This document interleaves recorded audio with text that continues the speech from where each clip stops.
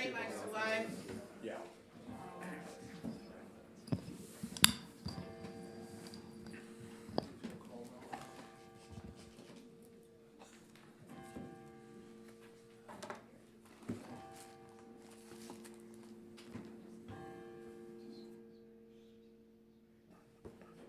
It's a lot of bongs.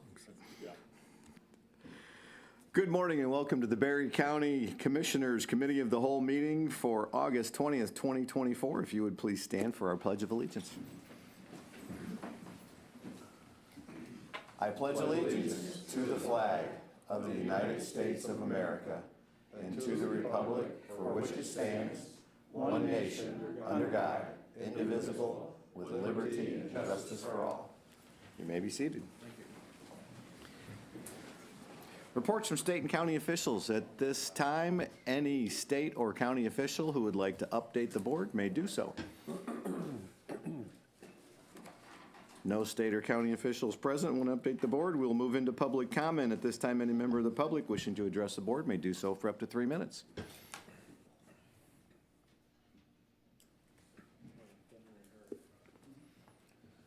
Hi, Chad VanDenburg, Baltimore Township Supervisor. Chad, would you sit in the microphone so when we're live streaming this, then we can hear you? Your fan club at home can hear you as well. So. Thank you. Hi, Chad VanDenburg, Baltimore Township Supervisor. I'd like to bring it to you guys' attention. I've been having a problem with your planning and zoning office for quite some time. I've invited the officer out to the township meetings multiple times. He no-shows every time. This past month, I called, invited him out, yep, whatever. No-showed. I called him up next day, see what's going on, and he told me explicitly he didn't have to come to my meetings, and he didn't have to listen to me, and hung up the phone. You know, I was trying to settle some things diplomatically, but I believe he's McManus's henchman, and he wants to hide under McManus's skirt, and the judge backs him up here, and I just think it's totally ridiculous. And who does this guy answer to? Bruce is sick of it too. He's been getting it on the chin every month. Well, that's about my 3 minutes. I'd like something done about it. We appreciate the information. Thank you. Thank you.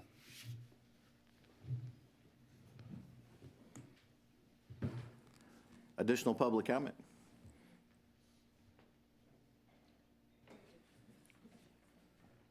Never been here before. My name's Mike 80. I live in Baltimore Township. Recently, we had a run-in with zoning. Came out of the blue. They tried to use an ordinance that was quite plainly not written correctly, or not read correctly. We went to court, 4 trips. Judge Shipper ruled in our favor. I didn't get my money back. And it was really easy to read what it said. All you had to do was follow it. So, I don't know what their game was, but after 4 trips to court, it was a little extreme. So, I really think it got to the point of absurdity. I've had some neighbors who've had quite a bit of dealings, actually on both sides of me, over really simple things that we live out in the country. Most of us live down there in the south end of the county for one simple reason. We left alone. I don't have any issues with anybody, and I don't care what my neighbors do, as long as it doesn't affect my property values. That's all I'm interested in. And if there's no complaint, why are you running around taking pictures of my property? The last one took a picture of my property from the road, and my mom called me up. I was on the truck. The phone rings, and it's my mom, so I pull over. And she says, Mike, there's somebody taking pictures of our house. I'm like, what? And it just, it's in a white car. Yeah, 4-door, yeah. Any marking on the side? She said, I can't see it. She's 86. She was 85 at the time. She's 87 now. I know it is. And I got a letter in about 10 days, a week, whatever it was. I had one vehicle. It was actually a mistake. My son brought over to work on it, and it was one of those projects, you know, the kids bring to your shop and never quite gets done. Well, it never did. It was set there for about 8 months. That was the one vehicle on our property that wasn't licensed. and he's out there taking pictures of it. Nobody in my neighborhood complaining, because I know them all. So why are you out taking pictures of my house? For no reason. So I think that's kind of crazy, and maybe need to change and get our own zoning in the other townships. Thank you. Mike, what was your last name? A-G-E-E. A-G-E, okay. 2 E's. Thank you. Thank you, Mike. Additional public comment?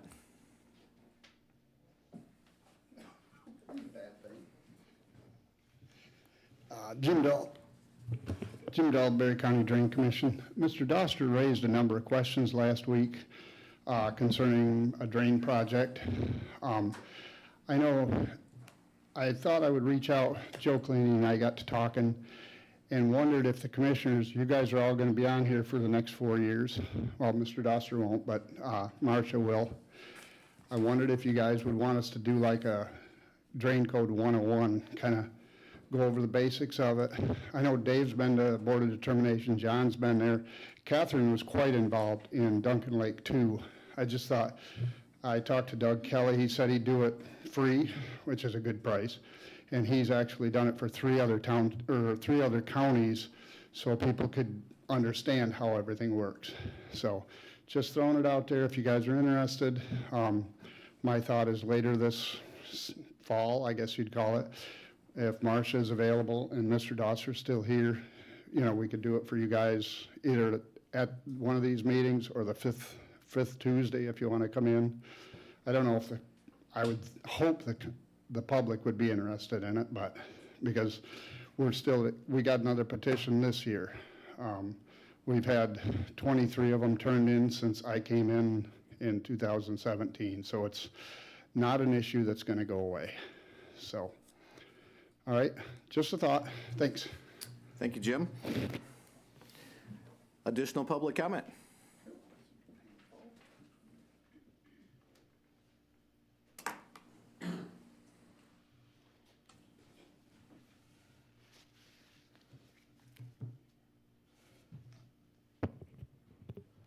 Eric Schaefer from Thornapple Township.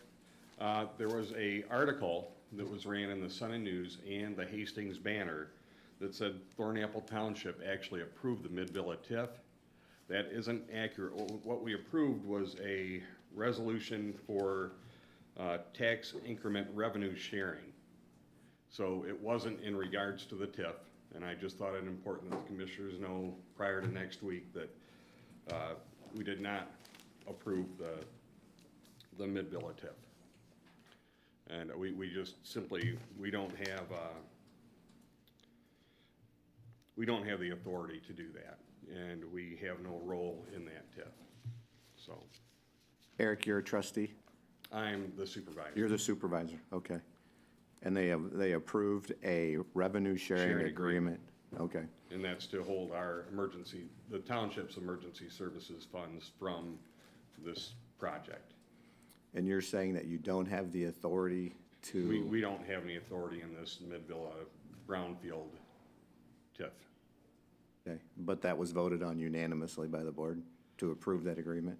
The revenue sharing agreement, yes. Okay. Okay, Thank you. thanks.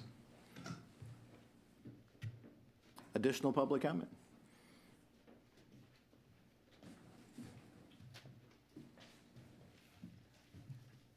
Morning. Kurt DeCam, Thornapple Township. I have a little different angle than Mr. Schaefer does. As that reads in the paper, like he said, Thornapple Township approves mid-villa TIF, semicolon, Berry County Board next. That's a bell that can't be unrung. That's a big, how do we say it, misleading at best. And when that's not accurate, that looks like a PR move for this mid-villa project. And I get it. Mistakes can be made, but it needs to be righted. And not, this isn't a basketball score that next week we correct. This is a big statement that was made. And the Thornapple Township, I've asked this question here, and I've asked it at other board meetings. Why don't they have any authority on this TIF project? And where does the authority from the DDA come from? The DDA is an appointed board by the Village of Middleville. What it is tasked with is to prevent the deterioration in the downtown district. This is per Act 57. It's to encourage historic preservation. Now, this Mid-Villa project is neither downtown nor is it historic. It is also tasked to create economic growth in the district. Again, not in the downtown district. The DDA passed by a vote of 3-2, a simple quorum to supply this TIF subsidy for this developer. At 6 o'clock on the meeting it was passed, they did not have a quorum. There were only 4 members there. Per the minutes, at 6:32, a member, again, not an elected official, a member, because they are appointed.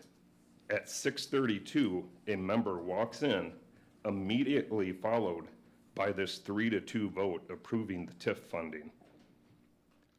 That member seconded the motion.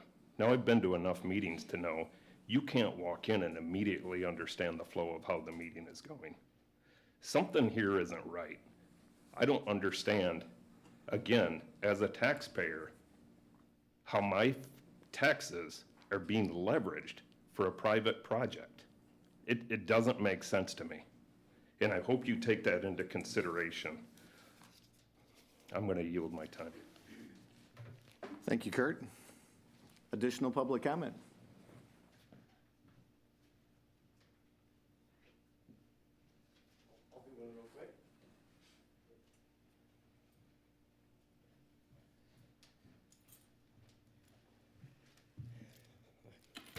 Hi, my name is Mark Cook.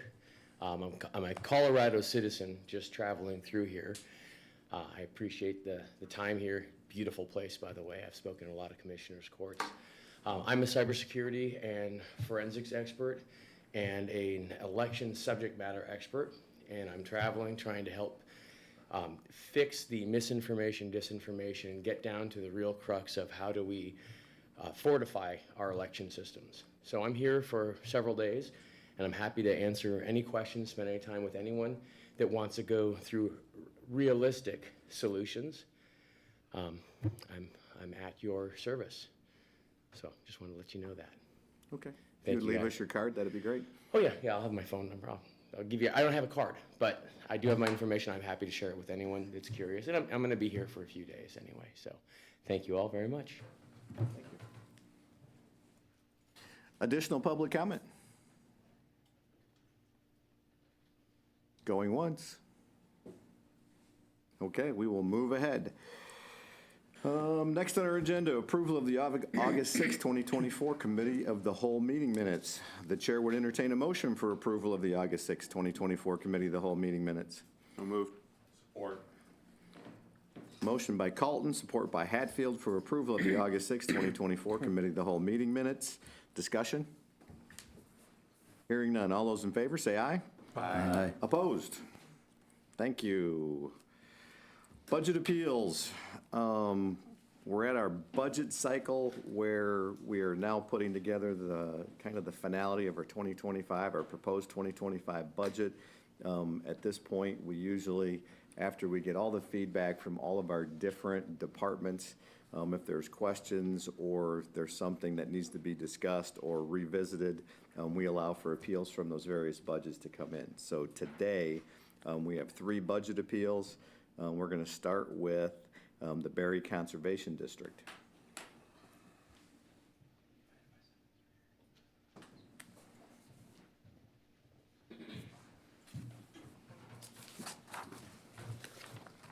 Thanks for your time. I'm Marty morning. Buehler. This is Sarah Siswarda. She's the treasurer of the board, and I'm vice chair. So our board members, just so you know who they are, David Como, Ben Reinhardt, Nick Otto is coming on now, and Sarah and myself.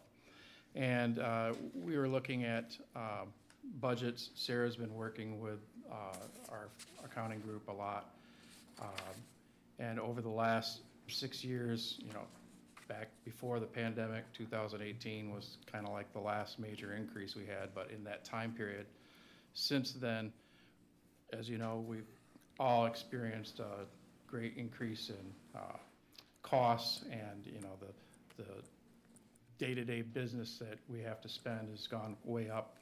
At the same time, we've, you know, kept our services, if not increased them, and the duties that we've provided and services we've provided for the county, you know, are constant. Invasive species and things like that don't take a rest. We've had actually more that we've had to work with mile a minute and things like that. So, you know, we're looking at trying to offset our losses from the state of Michigan budget cuts, and also keep afloat and provide good services for the county in terms of everything environmental. I thought I'd list just a few.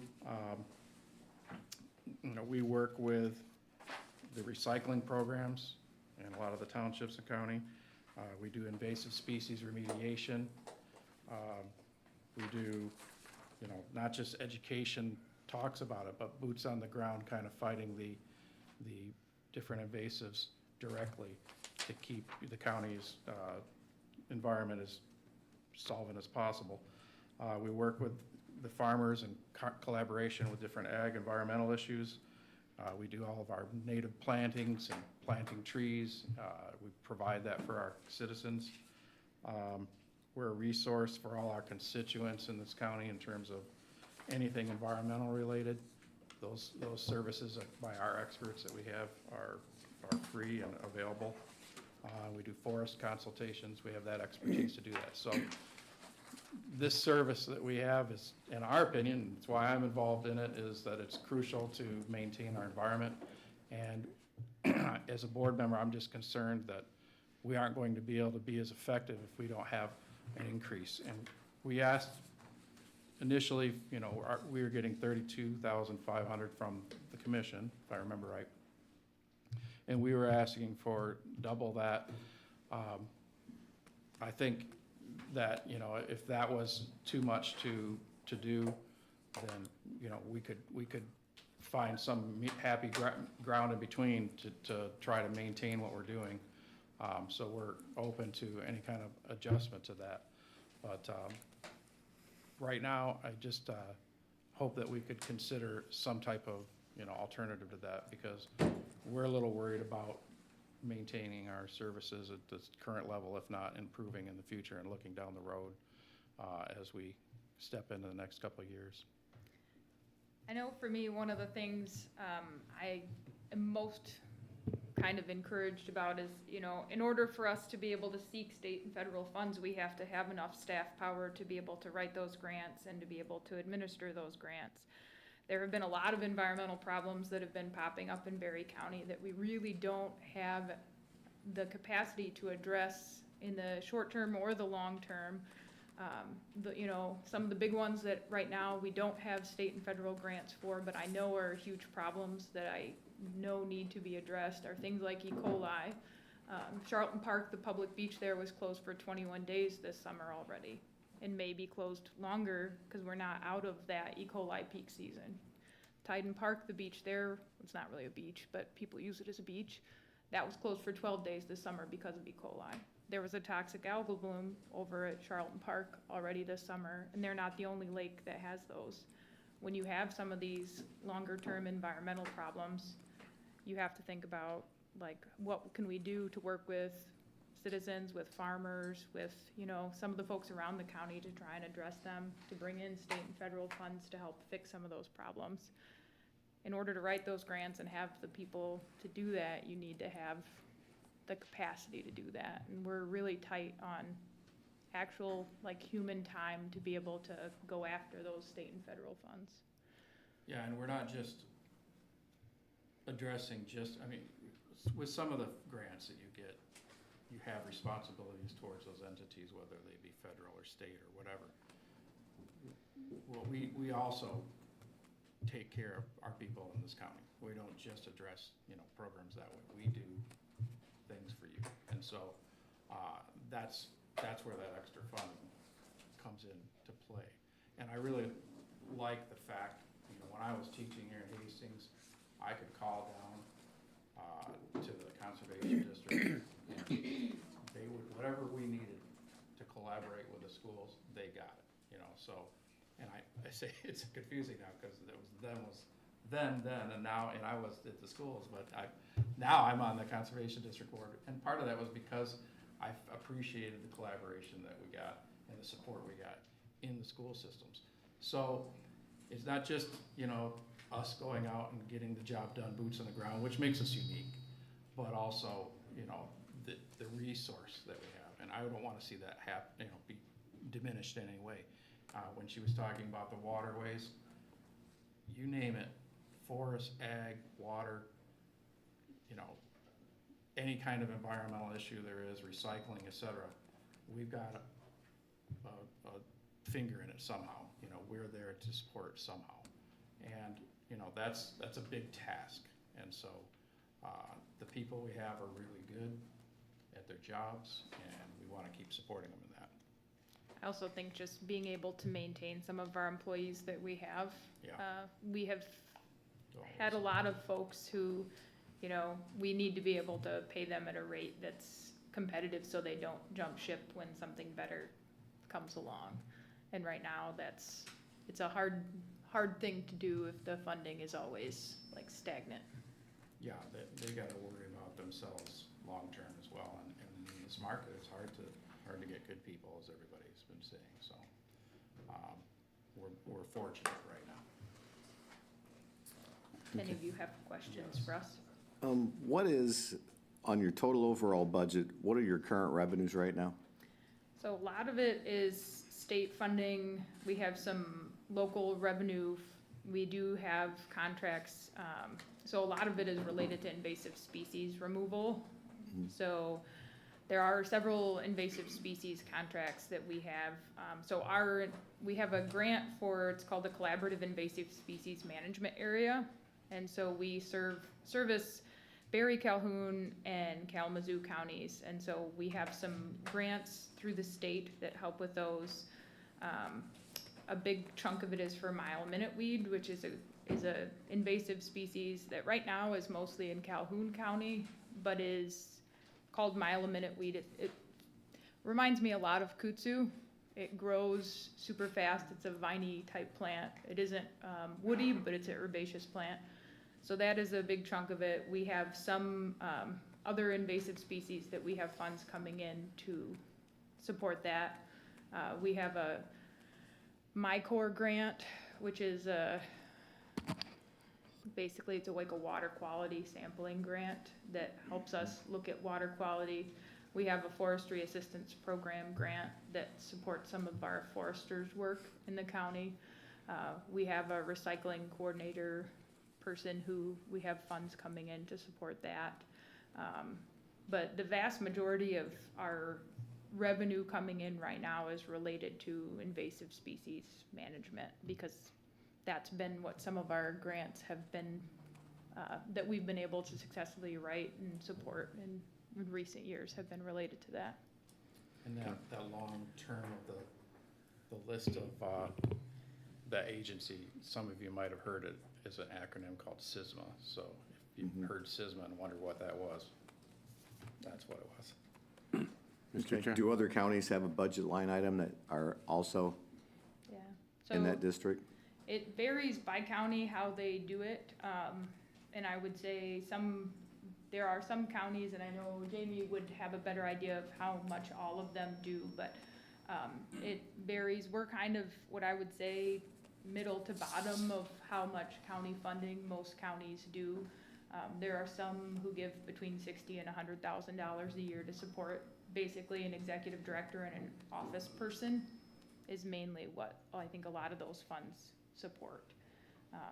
And so we do get some, I would say, in-kind support through the NRCS. They help us with office expenses and internet, telephone, like that kind of stuff, similar to what the agreement MSU Extension has with the county.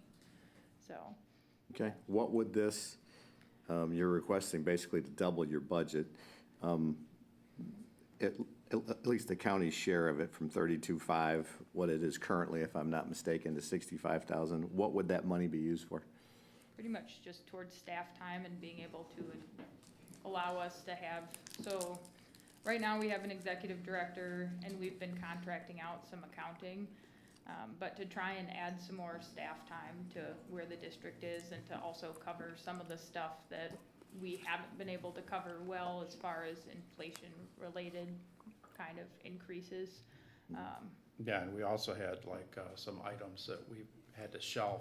Yeah, The teams that are going out into the various fields and different places that have to get all this equipment back to fight these different invasives, sometimes is really way back in there, and we wanted to try to get some kind of utility vehicle or something to get back in there, or just transporting our equipment, even, you know, with different trailers. We haven't been able to supply them with that, and so we've been doing it the best we can, and that's tough on the employees Yeah. physically and. Questions from commissioners? Mr. Chair, thank you. I just want a one-number answer. What was your budget last year?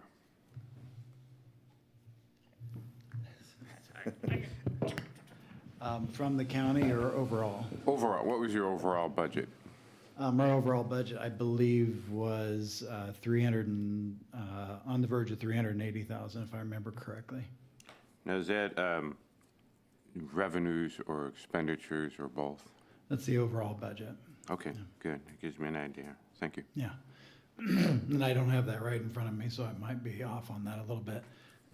Excuse me, I just wanted to add in answering your question, that in comparison to the other conservation districts, it is different from conservation district to conservation district. And as we were discussing this budget application and appeal, one of the things that we looked at was other conservation districts are very strict on responding to the needs of the community on whether or not they're funded for it. So right now we offer, like Marty said, free consultation and services across all the different natural resource categories, including forestry, waterways, farms, et cetera.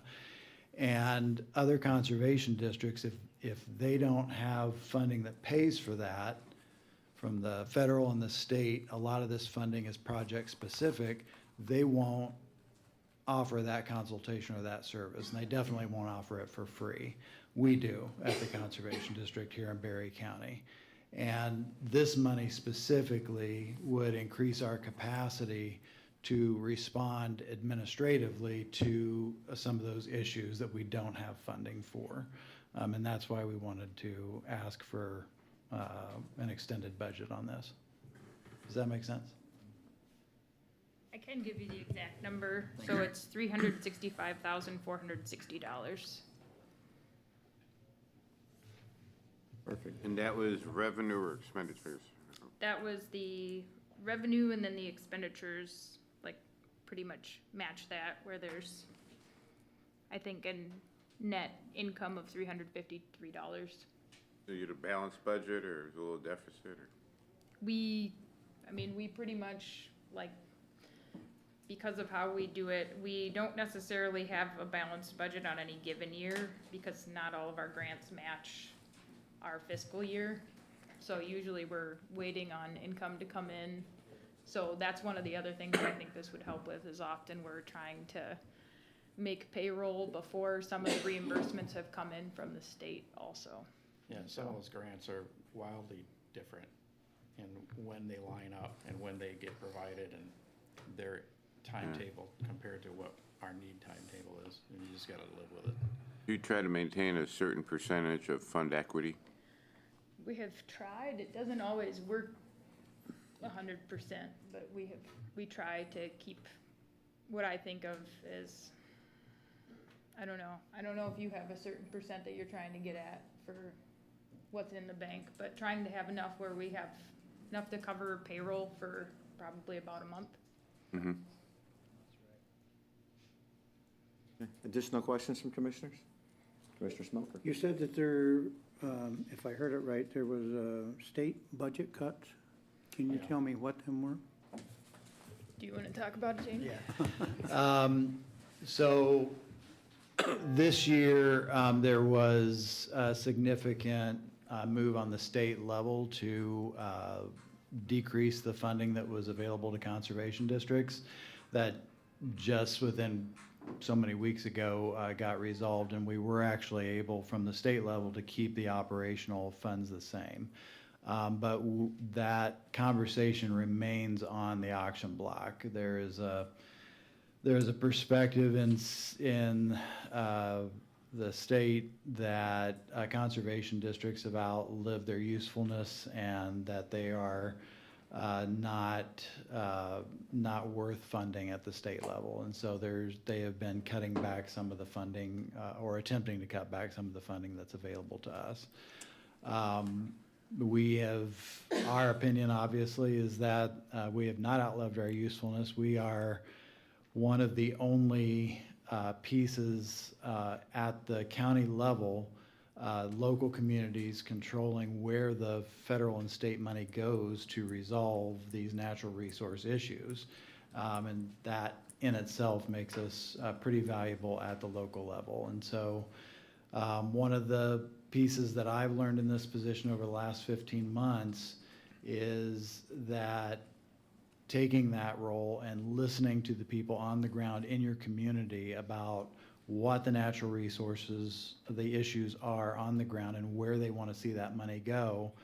There is nobody else like the conservation districts that can play that role. And that is one of the reasons why I saw a big benefit for us to look to our local county leadership and work together with you in addressing those issues. Commissioner Hatfield. So of the total budget of approximately $365,000, how much of that was state money that was not related to a specific grant? You know, so it was operating dollars that you could utilize. Yeah, not all of it is, everything that we get from the state is project specific, so it's all dedicated to that. Okay, so when you say they've cut back funding, they've cut back the number of projects that they're making available for you to apply for. I'd say that's largely true. I'd say that the specific cause for concern for us is that there is, looking forward, there is a ongoing focus on cutting back those projects and cutting back the funding that's available. Commissioner Tunison. It doesn't make much sense to me that the state's cutting back when invasive species are just getting more prevalent. You're seeing more and more species of trees dying all the time, and obviously lakes are being invaded. It makes no sense to me why the state thinks that you can cut funding to this. Don't take a day off, that's right. Right, so I understand your what you guys are doing. So, thanks. Yeah. Commissioner Doster. I sit on the Conservation District Board in an advisory capacity, as an appointment from this board. And so I've been familiar with their budget woes over the last 2 years. They have an extraordinarily tight budget. They have to time the purchasing of postage. They have no money to adequately protect their payments of payroll. They have not had an increase here in 6 years. I made the suggestion that they make an appeal here to the board to ask for more funds to make this organization more stable. And I think that it's an organization, they have some very good employees. I think they provide a great service. And I think it's going to be an increasing service. There's more interest and activity in this than some of our other organizations, I think. So I would like to see, if this hole cannot be met, a $15,000, $20,000 increase, I think would go a long way in stabilizing this organization and making them a permanent fixture on our horizon. Thank you. Additional questions? As a guy that lives on a lake and having a weed management program, we've seen invasives just explode. No one heard of starry stonewort, you know, until 7 years ago, and now it's everywhere. So all these aquarium weeds that are going, we happen to have a good crop of that Japanese knotweed down there in Cloverdale as well in some of that areas. So I'm familiar with, and we appreciate the updates that have been given from the Conservation District over the years, kind of keeping us up to speed, doing an annual report for us and stuff like that as well. It would be unusual for this board to double a budget, but I do see a need to start thinking about increasing this as we go through. When I read through this and kind of studied it and talked to Michael about your budget over the past several years, kind of the number that I was thinking about was somewhere in the $10,000 to $15,000 range to get you started. And then let's evaluate that and see where that goes for helping with state grants, helping with stabilizing the organization, and continuing to look at it on a year-to-year basis. So I think that'd be a nice bump to start with. I don't make that vote. I'd like some input from commissioners on that. How much of a bump? I was thinking somewhere in the $10,000 to $15,000 range. I'm thinking more in the $15,000 range. So, About half. yeah, I was thinking 20. 20? Just a procedural question, because last year we made it through the budget process without any appeals. So, so this is my first time dealing with budget appeals. Do we actually make a decision at this point, or do we wait until we're looking at the entire budget and then come back to these issues and see how they fit in? Michael, we're making a recommendation on this? That's correct, and maybe Dave's question is a little bit more nuanced than making the decision is the timing. Are you asking, do you have the debate and discussion now, or do you say thank you,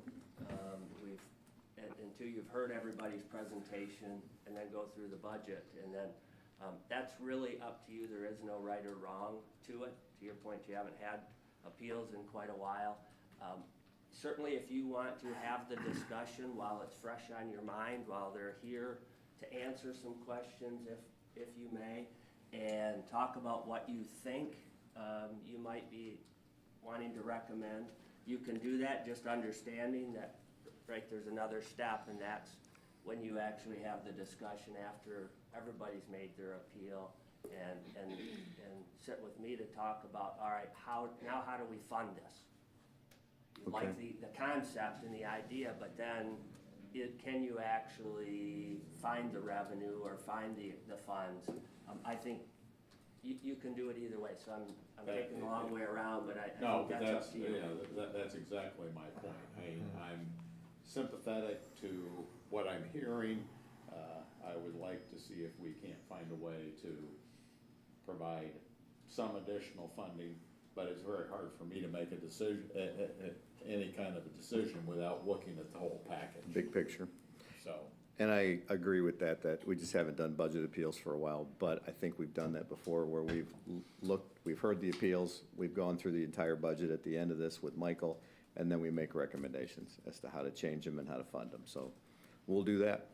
But great information, good conversation. I appreciate your time coming this morning. Appreciate the good job you do for the county as well. Thank you. Thank you for your time. Yep.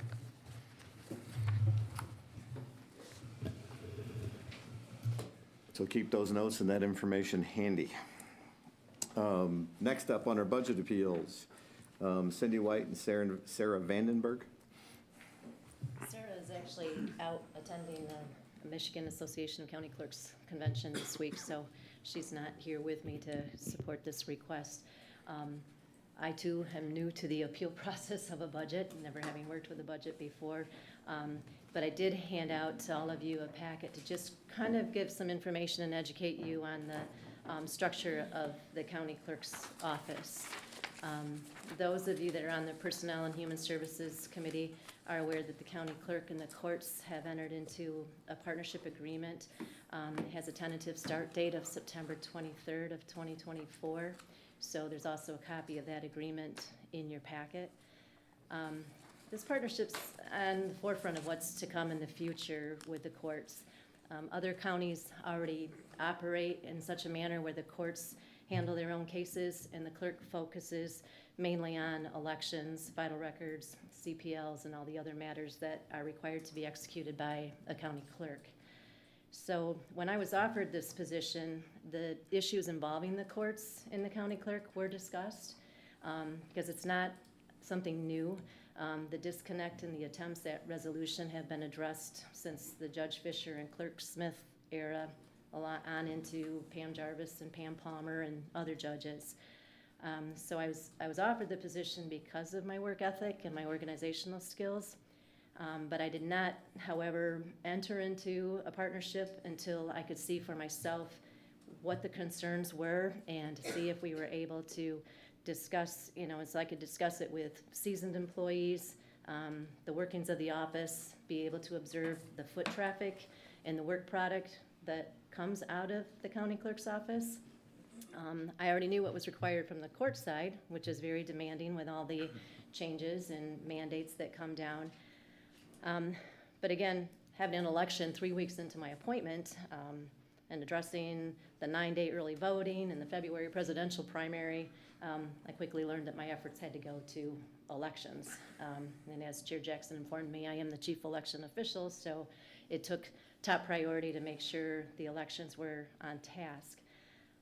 But with regards to the court, as the partnership states, it's historical practices that no longer conform to modern judicial systems.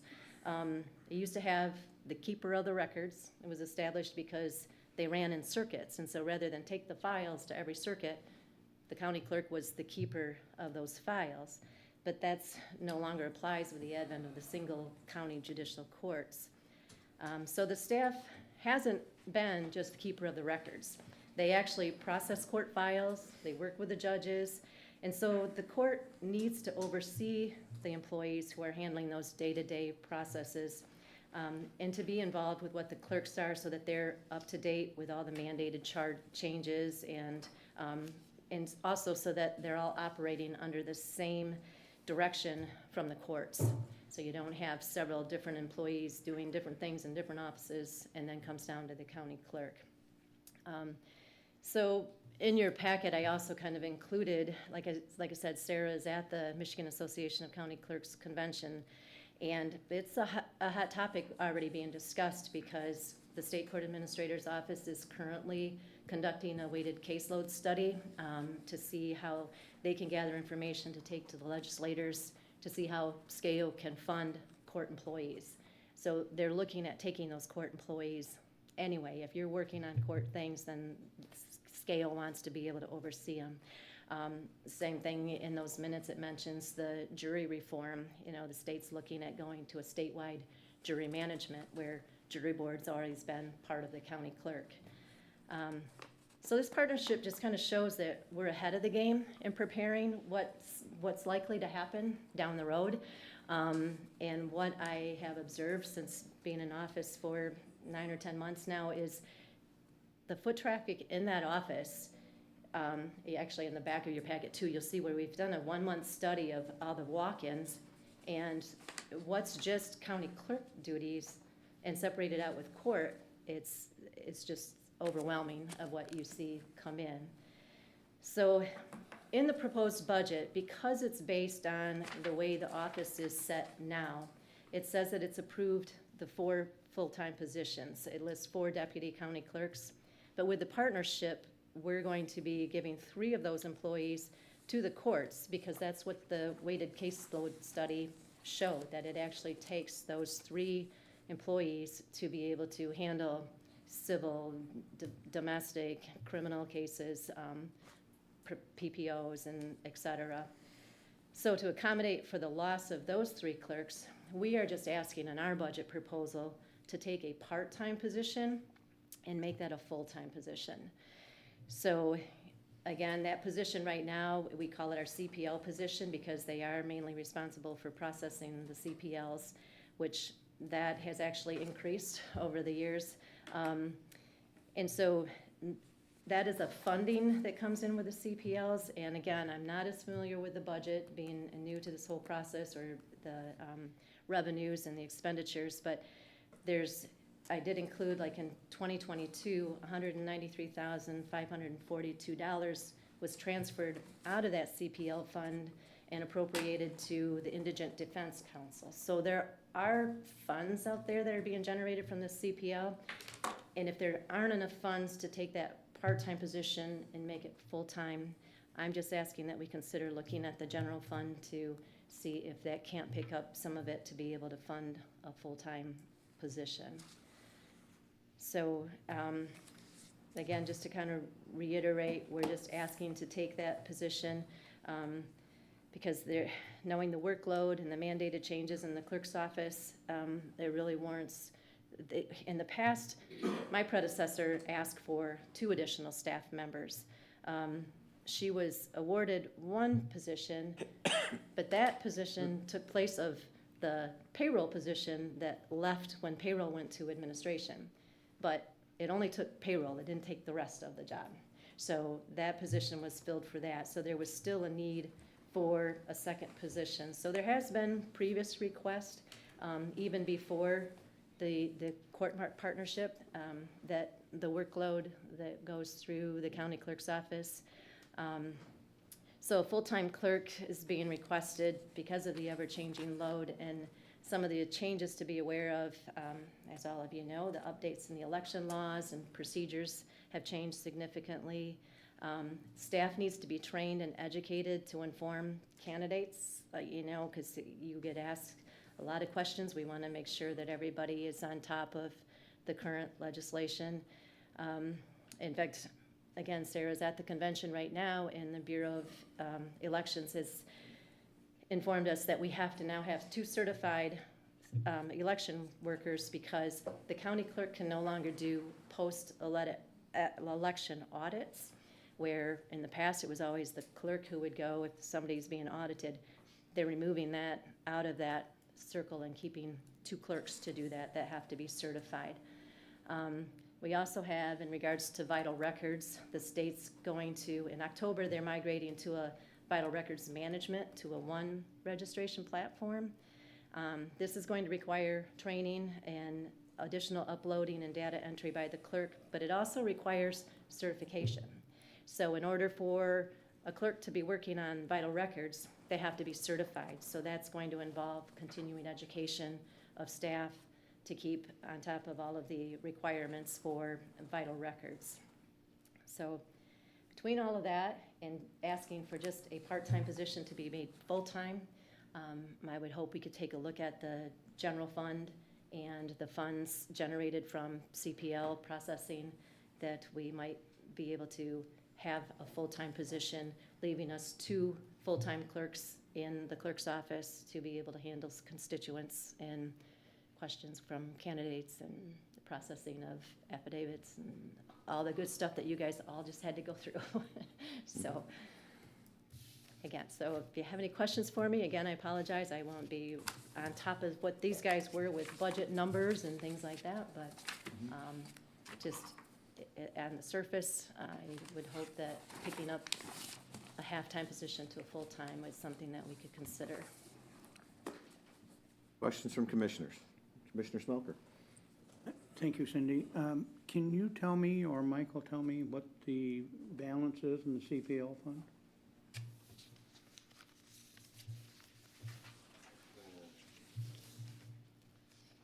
I want to say, I did have that figure with me, but It's projected at the end of '24 to be $128,653. Is there, Generates revenue of about $45,000 a year, and has anticipated revenues of about $32,000 a year. Did I say revenue? Expenses, sorry. So it has, thank you, Luana. So it generates revenues of about $45,000 a year and has expenses budgeted at about 31 or 32,000 a year. Now, the expenses, would that be the employee? Thank you, yes, that is the employee, that part-time employee. Could you repeat that expense? I'm sorry. About 32,000. And is there regulations on how that money is spent? There are, the CPL funds have to be used, as I understand it, for concealed pistol licensing purposes, for the processing of those accounts. So they can't be used for just other things. Now Cindy did reference a transfer that was made, and there were a number of years that we didn't, because we budget that part-time expenditure out of the county clerk's budget, we hadn't and don't always make the transfer into the general fund, thus allowing that to build up. It had built up a significant fund balance, and we wanted to, if you may, to get that off the books. So there was a year there that, and we did need to make a transfer for accounting purposes to the indigent defense. So we made a transfer into the general fund, and then transferred that to the indigent defense.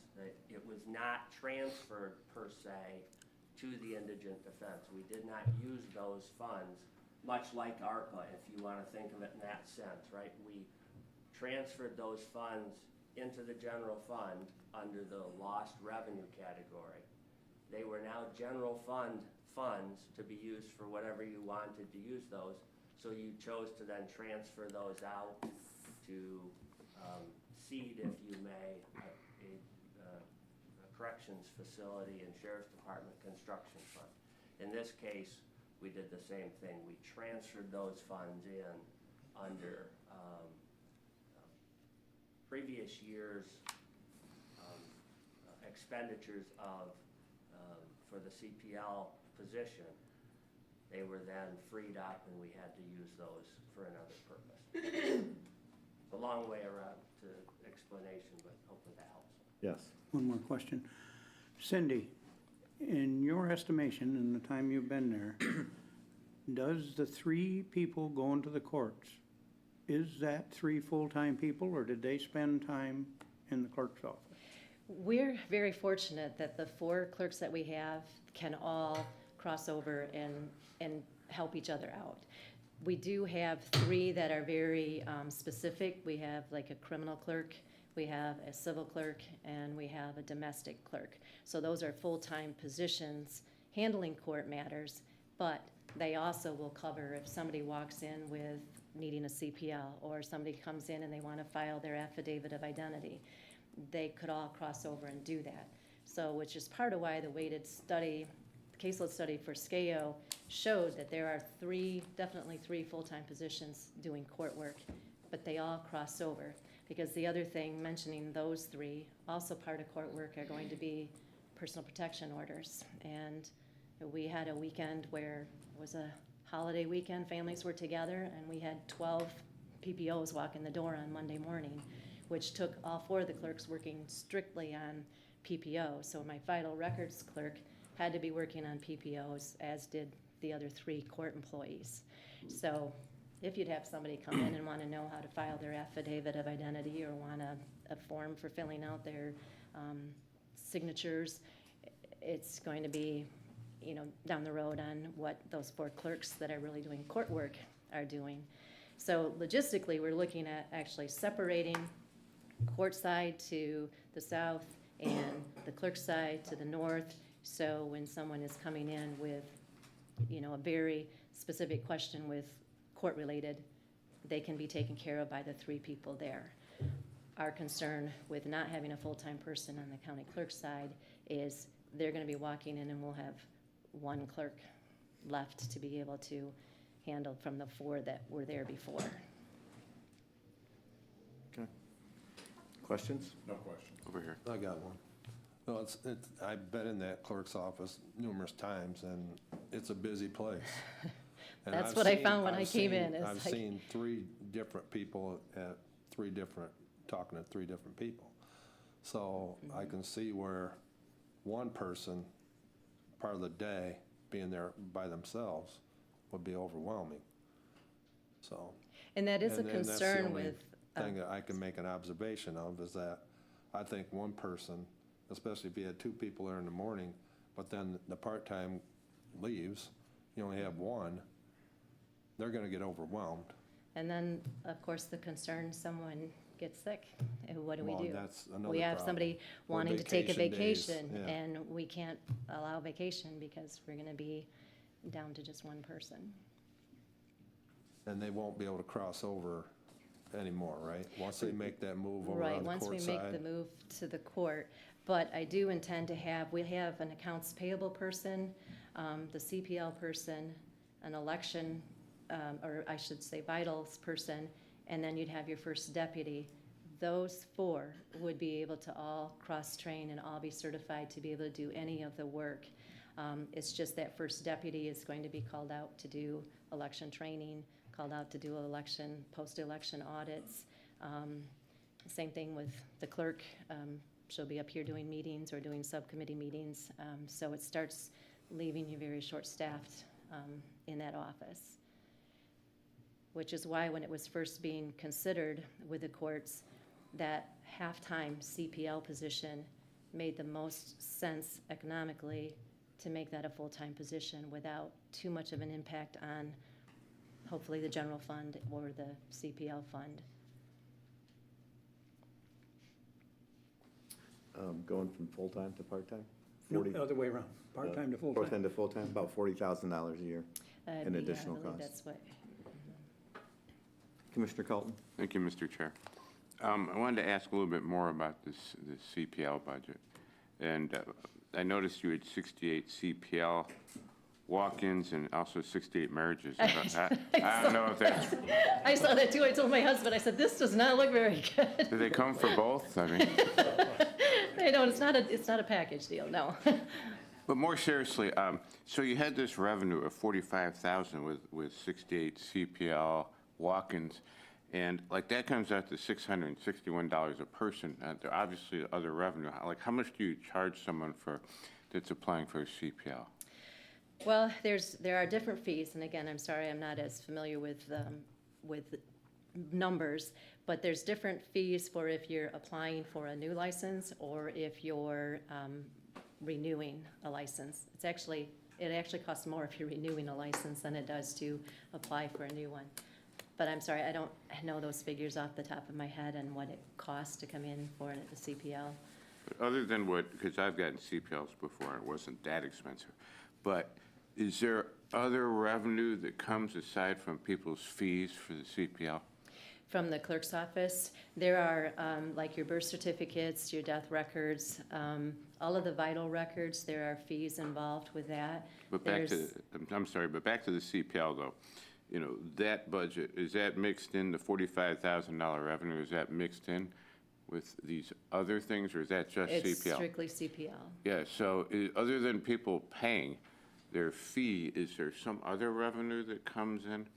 On the CPLs, no, it's just the renewing, and a portion of that does have to go to the state too, of what they're paying. And I don't have the breakdown of that either, but it's when somebody pays for a new CPL or a renewed CPL, a percentage will go to the state, and then the rest will go into our CPL fund. Okay, thank you. Additional questions? I guess, questions, concerns. We did hear a brief presentation on this at one of the personnel committee meetings where they were talking about this. At that point, there were no details given, just the concept of what was potentially happening, taking some of the responsibility because you're handling court duties that may be more efficiently handled in the court office. That made sense. But there was never any information given as to the cost benefit or if it was going to be cost neutral or what the case was at that point. This is kind of the first. And I'm a little surprised to see that you're saying they're going to take, the plan is to move 3 people out of the clerk's office across the street into the courts and law building. Just actually in the building where my office is at now, they'll be using that. The accounts payable office will be all court staff. That'll be all court staff, so they're not moving. No, they'll still be in this building Just as across of the now. hallway. Okay, So, as of now, they'll be having the 3 clerks that handle all court matters will be on the south side of the clerk's office, and then the clerk's office will be where it's always been. okay. But that requires 3 people.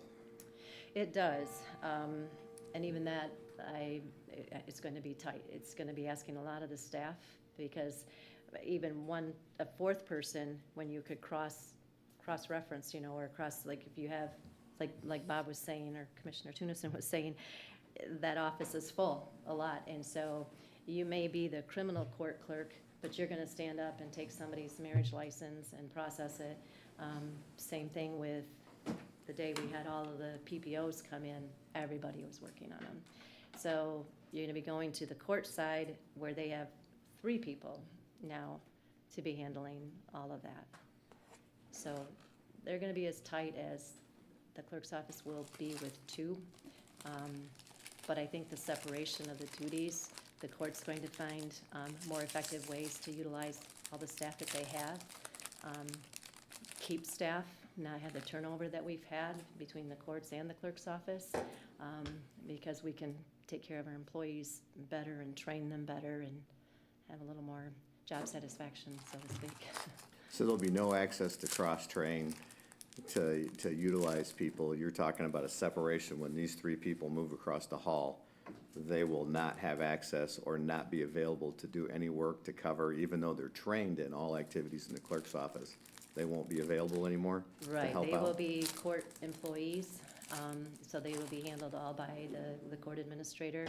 And the same thing with our side, or the clerk's side, they will be training all of the people for elections and vital records and. So if they're court employees, are they coming out of the court budget? Are they still gonna be under your budget? That is my understanding when we were first talking with Michael about that. That part would be a wash. It was just, instead of looking in, like it's in the clerk's budget, it would be in the court's budget. Maybe Inez can speak to that a little bit more, but I know that would be a wash. It's still the same 3 employees, still the same classification. So it's what would have been paid out of, for employees, would be paid out of the court. Okay. All right, so when those 3 employees leave, you'll have how many employees left in the office again? We would have, we have the accounts payable position, we have the 1st deputy, and then we would have 1 deputy clerk and currently a half-time deputy clerk, who's 19 hours a week. Okay, and that's what you're asking to make full-time? Right, so that would give us 2 full-time deputy clerks to be there all the time if the 1st deputy has to go, say, conduct election training, or the accounts payable, she's pretty much accounts payable. But all 4 of them will be cross-trained to be able to handle, constituents walking in the door. Yeah, the timing is interesting. I mean, we did just approve an employee earlier this year. I think that was under Pam Jarvis, or Pam Palmer's. Under Pam Palmer? It might have Okay. been a couple years ago, 2, 3, but that was when the payroll position, when payroll went to administration, it took the actual position. So what was left was the rest of the work that Karen Barnes did do, and Pam Palmer, from what I understood from her, she didn't realize she was losing a position. She thought she was just losing the work of payroll, but it was the actual position. So that left us short someone who did do significant amount of work on elections.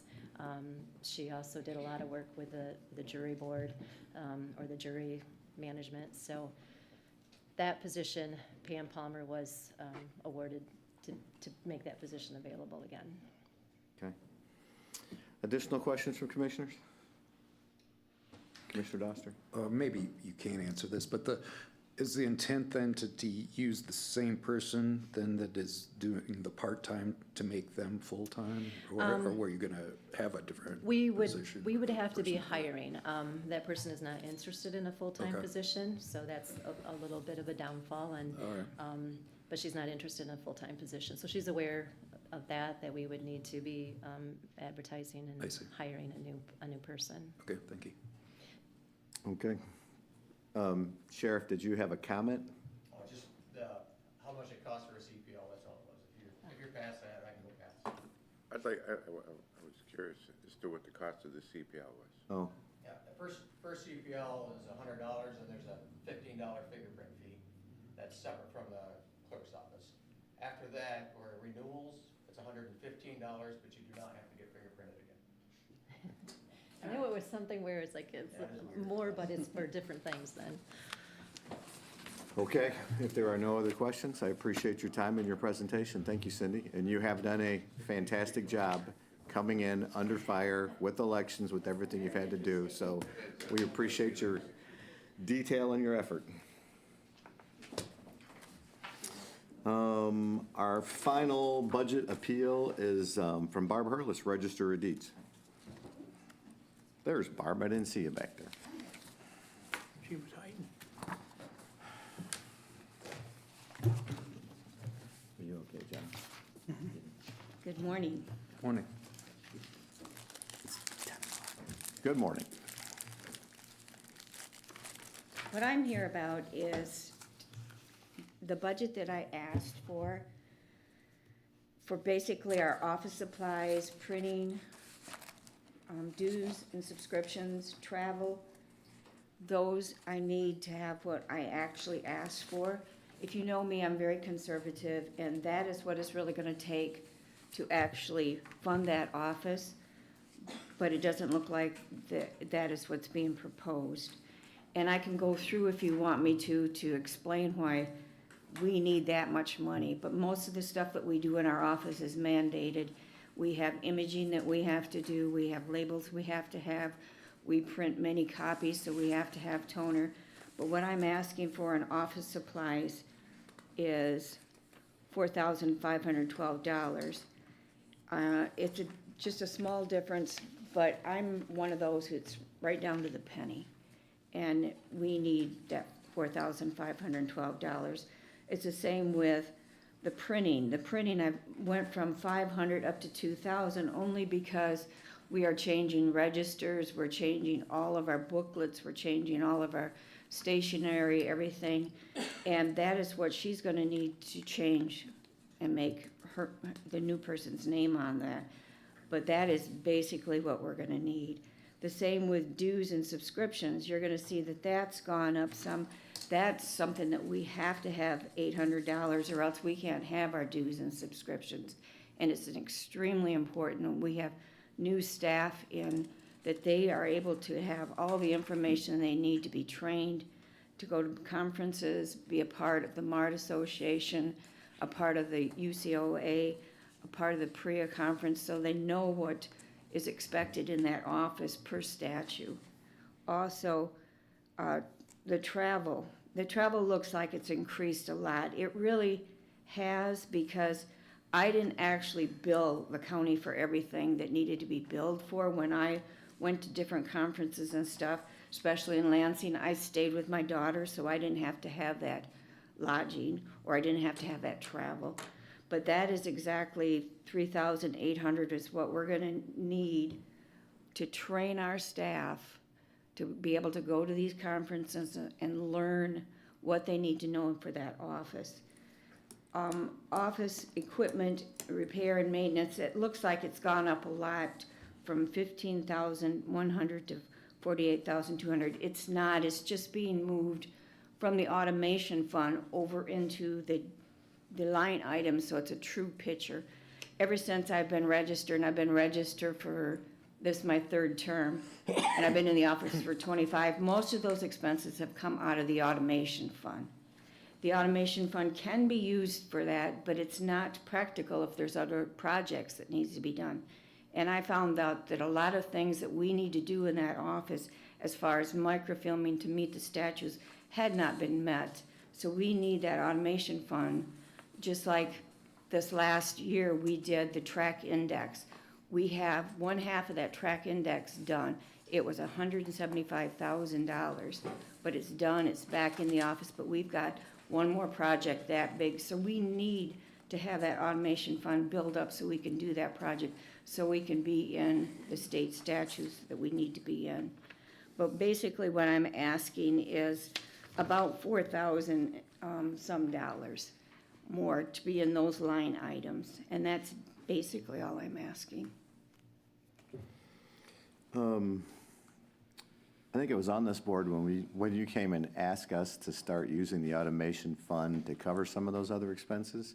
And now you're saying that we want to take, for like equipment and repairs, which is an allowed expense for automation, you no longer, so we want to take that out of the automation fund and put it into a general fund request? I think it needs to be in the general fund to begin with. If there's money in the automation fund that the register chooses to pay for that, they can. But I think it needs to be in that general line item so it's a true picture of what that costs, because we're not always going to have that automation fund. And right now, we need that automation fund to build up a little more so we can finish those projects that we need to have finished. So we put it back into the line item, but I will tell you this, $48,200 is basically being paid for by the copies and the search fees that we do through the Fiddler system. But I wanted to just show on this journal entry exactly the amount, so it's a true picture. This last couple of years, when we went to the Fiddler system, they were taking a certain percent of our copies and a certain percent of our searches to pay for the software. That software will be paid for this year, and the rest of that is going to be just what it's going to cost us to keep the software going. But I wanted to just show in here, not necessarily in the automation fund, because that automation fund might not be here next year. So that bump from 15,100 to 48,200, that's basically just a line item change where you're taking it out of automation, doing that, but it's still being paid for by copies. You've Yes. got revenue coming in to cover that. Absolutely, yes, So- but I think it's a better picture. It's a much truer picture. So what you're really asking for is the $4,000 or $5,000 to cover Correct. those smaller expenses. Correct. And I think if you take a look up above, we have streamlined that office so much. We have eliminated staff. We have went to computerized. This last year, you can see that even the salary where we cut a part-time person, well, it was a full-time person, but we put the part-time into full-time. We were saving the county a lot of money. Like I said, I'm very conservative. I'm trying my very best to do justice for the community. But what I'm asking for is about $4,000 more dollars, if we could just get what I've recommended. Otherwise, what's gonna happen is we really need to have that automation fund build up so we can finish that project that needs to be done with the track books. And if there isn't enough money in the office supplies, that next register is gonna have to come up here and ask you for $50 here, $100 there. And I can guarantee that we have to have toner, which is $1,439.20 a year.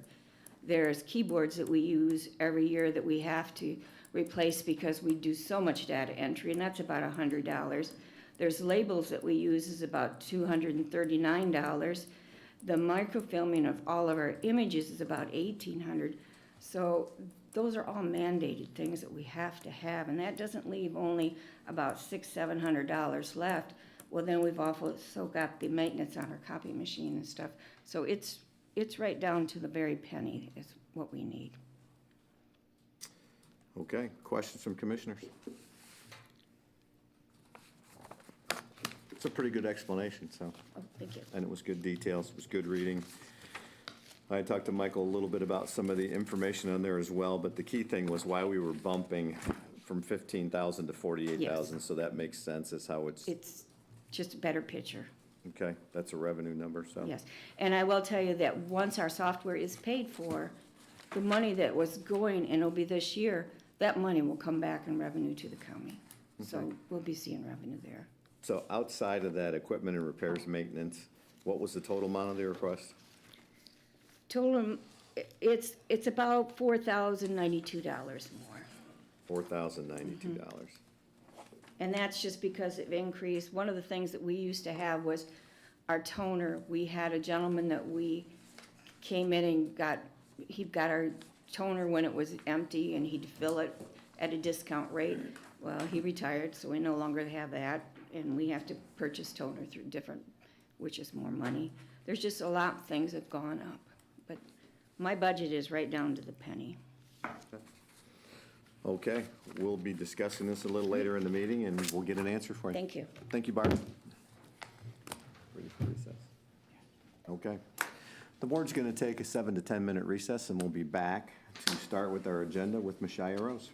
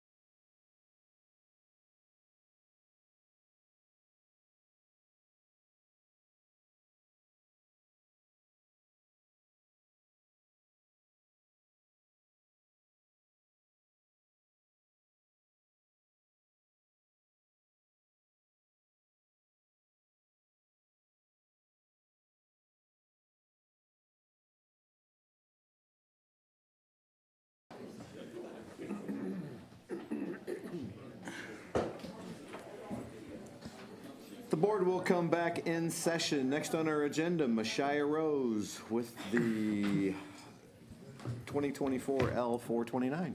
Good morning. So this is just the winter L4029 tax rate request. I was here earlier this summer for the summer levy. This is for the winter levy. We have to have this approved and signed and provided to the local township treasurer so that they can levy a tax and collect it and then distribute it back to us. So these rates are on here in column 11 are the levy rates, and that's for Charlton Park, COA, 911, and transit, and then also the debt levy comes up, is collected in the winter. Questions from commissioners?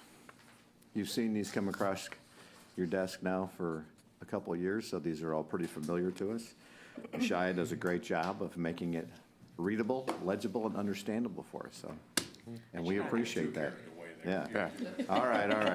Maybe not understood. Delivery, it's the receipt. There you go. I do have a question. Yes. Okay, so like the total levy, I see you got the 4 extra voted millages, and now we don't have the medical facility millage. So what change is that made in the total levy? So you do have a medical facility levy. It's at the bottom. We have to divide them up because of different reporting. So that's a debt levy, not an operating. So it's at the very bottom. It's 0.5013. I see that. Yep. My understanding is next year that'll come off. That comes off, so that's a full half a mil. Correct. Yep. So that will make a difference next year. By how much? I don't know on the average taxpayer, but I would assume that would make a small decrease in what is being paid towards the county millages. That's an interesting number, 0.5013. Is that rolled down from like a 0.75 mil or? So the debt levy does not get a rollback applied to it. Basically what happens is I work with Michael to look at how much our payments need to be made and how much we look at our taxable value and we decide how much millage we need to levy in order to make that payment complete, that debt payment that the county makes. Okay, I understand. I didn't know that. So that's why you see that change every year.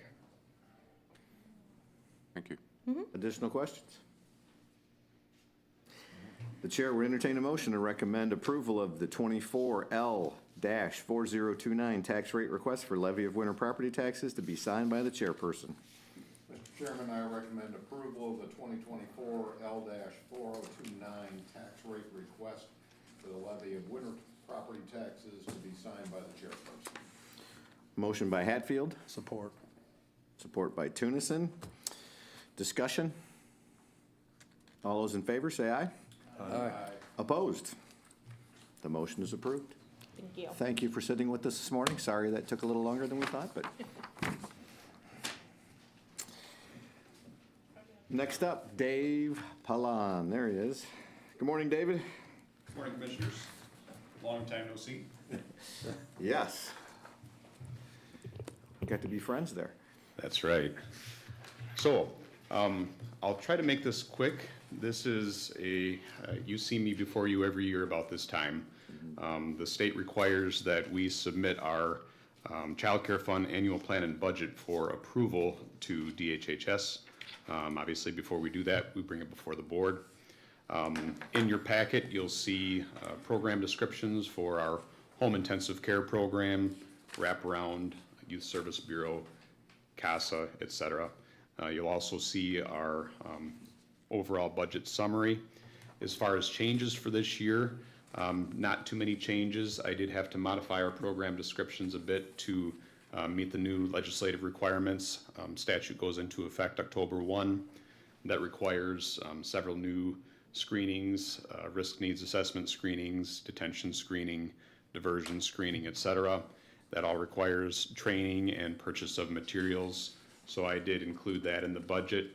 A big takeaway for you as the board is all of our in-home care programming is reimbursable at 75% now instead of 50%, which is a huge deal as far as revenue goes. Of course, it's important to remember that we also need to spend a bit more to make sure we're in compliance with the statute and now the new court rules as well to ensure that we receive all that funding that we're entitled to. So I'm certainly here to answer any questions that you have, but that's just a general synopsis of what we're looking at for child care fund budget. Again, the numbers look very similar to last year. One of the neat things is the projected county appropriations are reduced over the next couple of years because of the 75% reimbursement that we'll be receiving. That is good news. I look at this detailed report that you're required to fill out with all these X's and O's, and I'm just amazing, all that information in detail. So it's appreciated, but I know it's a lot of work on you and your staff to pull all those numbers together and make it work, but that's good news. That is good news. Questions from commissioners? Hearing none. The chair would entertain a motion to recommend to the Board of Commissioners approval of the 2024-2025 Child Care Fund Plan and Budget and authorize the chair to sign it. So moved, Oster. Motion by Doster, support by Smelker to recommend to the Board of Commissioners approval of the 2024-2025 Child Care Fund Plan and Budget and authorize the chair to sign it. Discussion? All those in favor say aye. Aye. Opposed? The motion carries. Thank you, Board. Thank you, David. Marilyn Smith. Another one hiding back there that I didn't see. Well, I was told that was the objectionable side before. Good morning. Good morning. I need to move this. Can you hear me now? Yes. Okay.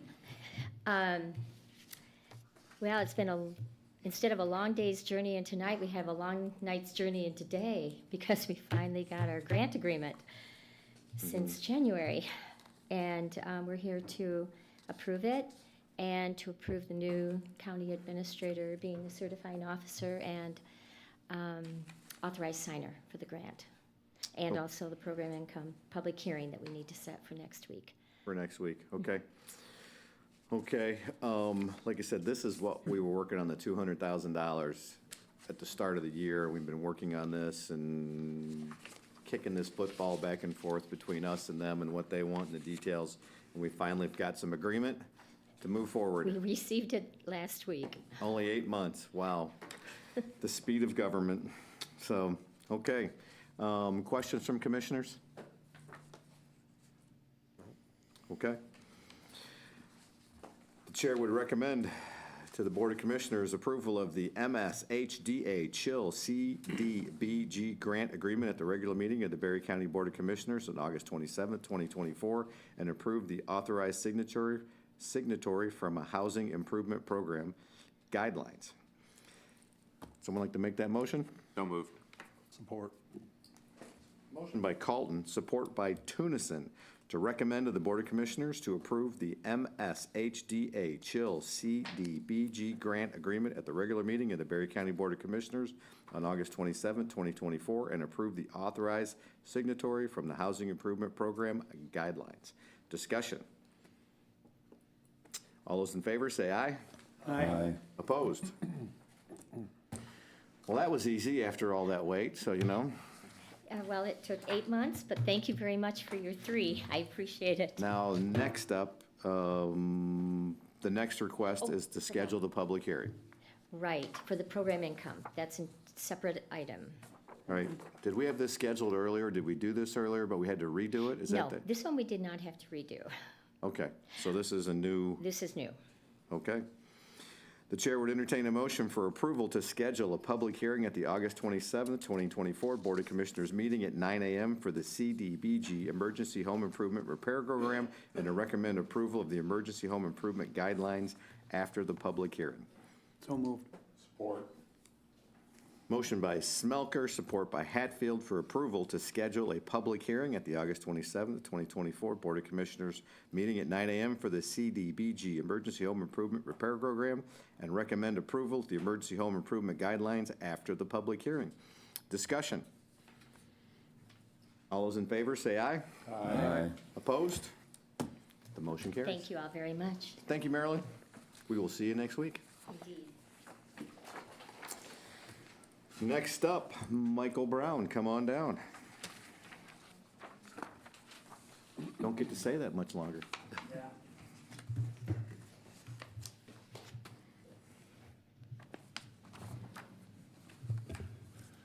All right, good morning. Morning. Good morning. The first item that I have is, let me pull the agenda request for me. Is a request to recommend to the Board of Commissioners entering into the attached access easement agreement with GenCap Hastings Limited Dividend Housing Association LLC. That being said, before I even get off the ground, if you may, with this one, the Register of Deeds reviewed the agenda and noticed this one and has advised that it's not in recordable form. I didn't have the opportunity to sit down with Barb and go through in detail what it is. What I'd like to do, however, is walk you through this so that you're aware it's associated with the project next door. And then Eric, I'll work with Eric to get this in a presentable form, recordable form, and he can then finish up with it, but I can at least lay the groundwork if that's okay.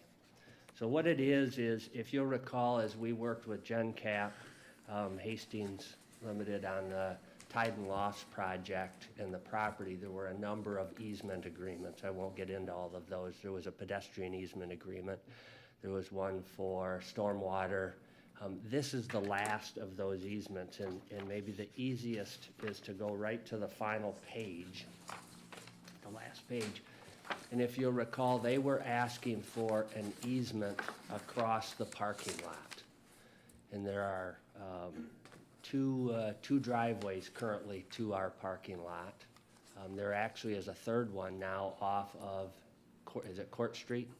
So that the project put in, but we had two and continue to have two entrances. This will provide an easement. Initially, they were asking for an easement that was in a U shape, if you may, that would allow them access through both entrances. If you'll recall, the project, it was discussed and reviewed by the M37 Corridor Committee as well as the state of Michigan, and they both came back and suggested that we abandon the northernmost driveway to the former Friend of the Court building. You'll notice that the driveway still exists. So we have not abandoned that. It got to a point that the project, GenCap, wanted to pave the project, or pave the parking lot. All of the paving was not their responsibility. A portion of that would have been left on us because they did not either utilize or disrupt, if you may, that parking lot. Its age, however, made sense that the entire parking lot get repaved. So GenCap was generous enough to do all of the paving. They repaved the entire parking lot, including what was our responsibility. In exchange, I said that we would deal with whether if the board wants to abandon the first driveway, we would take care of that. So there's a couple of things that the board needs to keep in mind. One is approval of this access easement agreement, and this easement agreement only assumes an easement through the southernmost driveway. And then a little bit, if you can see, toward the building itself. Of course, if that second driveway, or first, whichever you want to call it, the northernmost driveway remains open, there's nothing that precludes folks from going in and out of that. But the actual easement, the requirement of the county to maintain an access into that parking lot only exists according to this easement for the southernmost driveway. So I think that other than the recordability issue, I think this is in a spot that we're ready to deal with, and I'll figure out that and then work with Eric to bring it back. And then the board has time to determine if they want to, or if you want to abandon that first or that northernmost entrance to the parking lot or not. If you did, you know, of course, would be removal of the driveway and then putting back in place grass and some curb work. But felt at the time to get the project done and make sure that that parking lot was consistent, it just didn't seem appropriate or didn't seem for us to come to the board at a later date and have seams in a brand-new parking lot, right? So that was sort of the agreement that I entered into with them. So, Questions from commissioners? I do. So this easement into the more southern driveway, is that for the purpose of vehicles or something under the ground? it is, this one is for vehicular traffic. Okay, and so this is for their residents or for the building project? This is for the residents now. So the residents would be possibly coming into that southern driveway, you know, into their parking there? That is correct. If you were to, so yeah, there will be, if I'm right, and I know not everybody, but Mike, for your sake, there will now also be an entrance here off of Court Street that goes into this parking lot here. So residents can enter in off of Court Street or off of North Broadway. So they would go then through our parking lot? That's correct.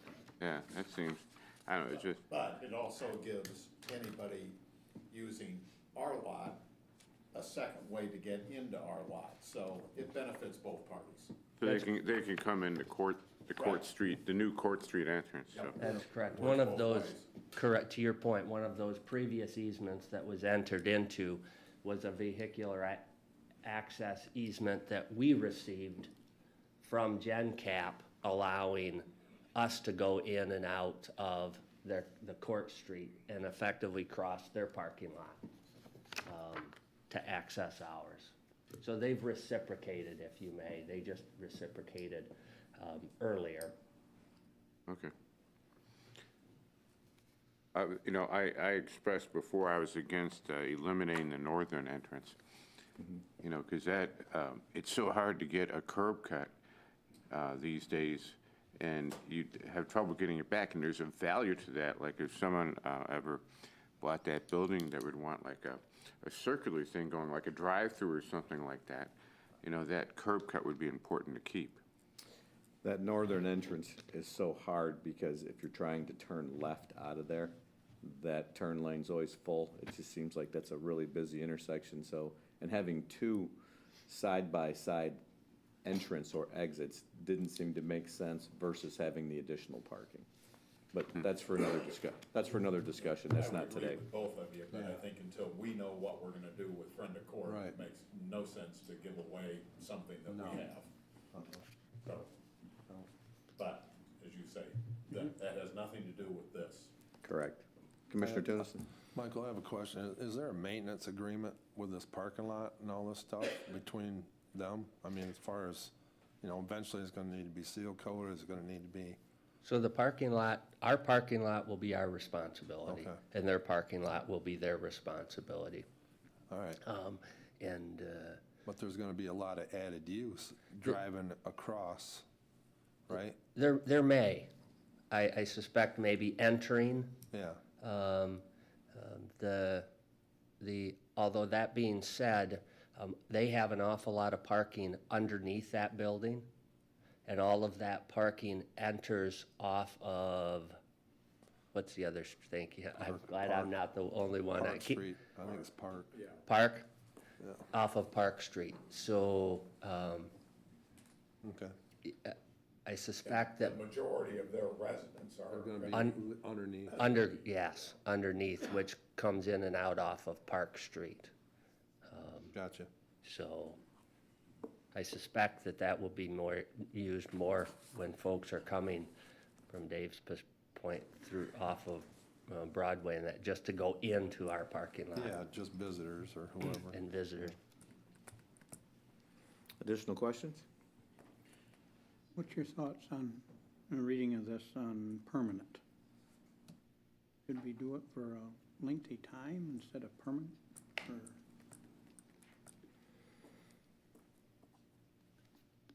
first sentence, request to approve a permanent. I You know, can, I think over time, if things change, you just redo the easement, or, you know, you make it work, but I'm not sure that with our building being right there next to them, that we're gonna be neighbors for a long time, so. I feel that too, but just want to know you guys' thoughts on permanent. Well, I have a question related to that. If we sell the building, does this easement automatically transfer to the new owner? it does. Yep, that would be correct.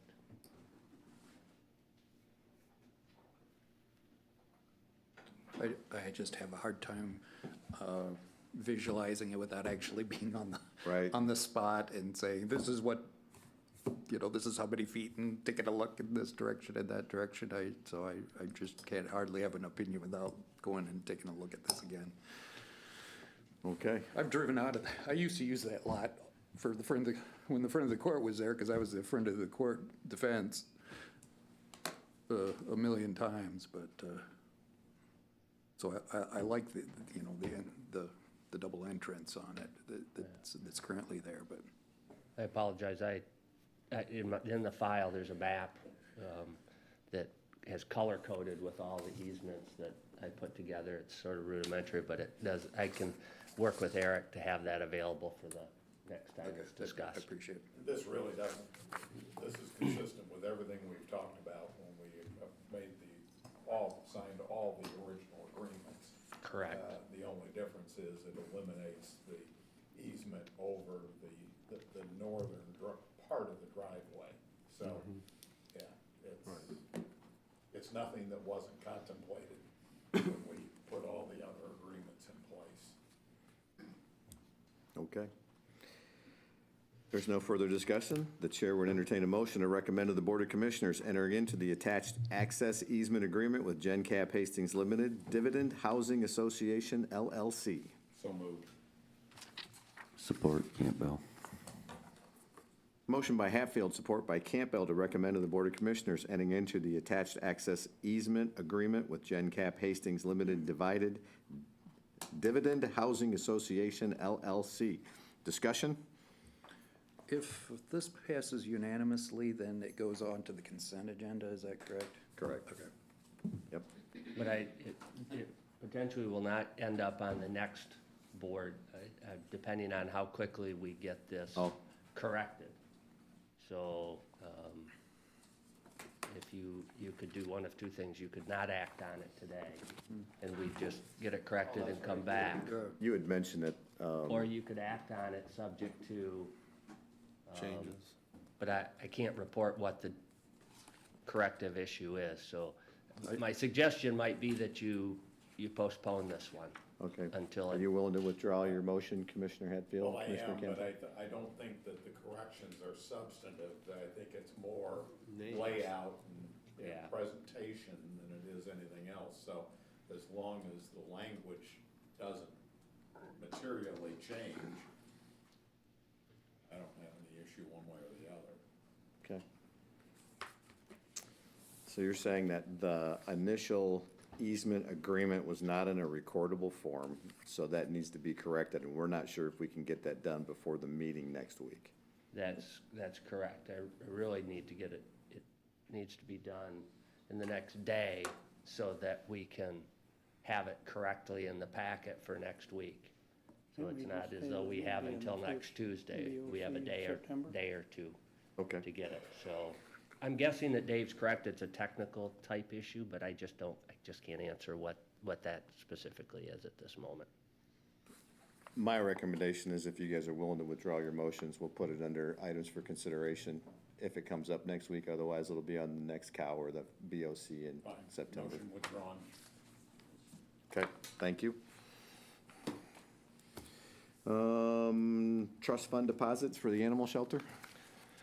Sure, this is to recommend to the Board of Commissioners authorizing the board chair and county administrator to sign and process all necessary forms to complete the acceptance of the Neil P. Ryder Estate/Trust for the Berry County Animal Shelter and to direct all portions to go into the Animal Shelter Donation Fund.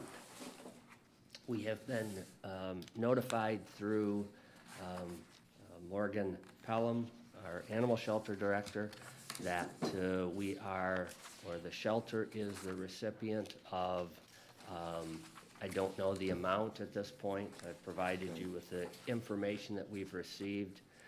I redacted information that was of, for lack of a term, a personal or personal identifiable, struggle saying that, nature. So there were some individuals that were named in this trust.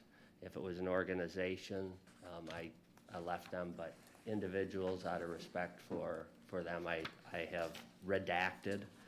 But you'll notice that both the animal shelter and the Commission on Aging were recognized in this, and both, I believe, are scheduled to receive 11.1% or 1/10 of that trust.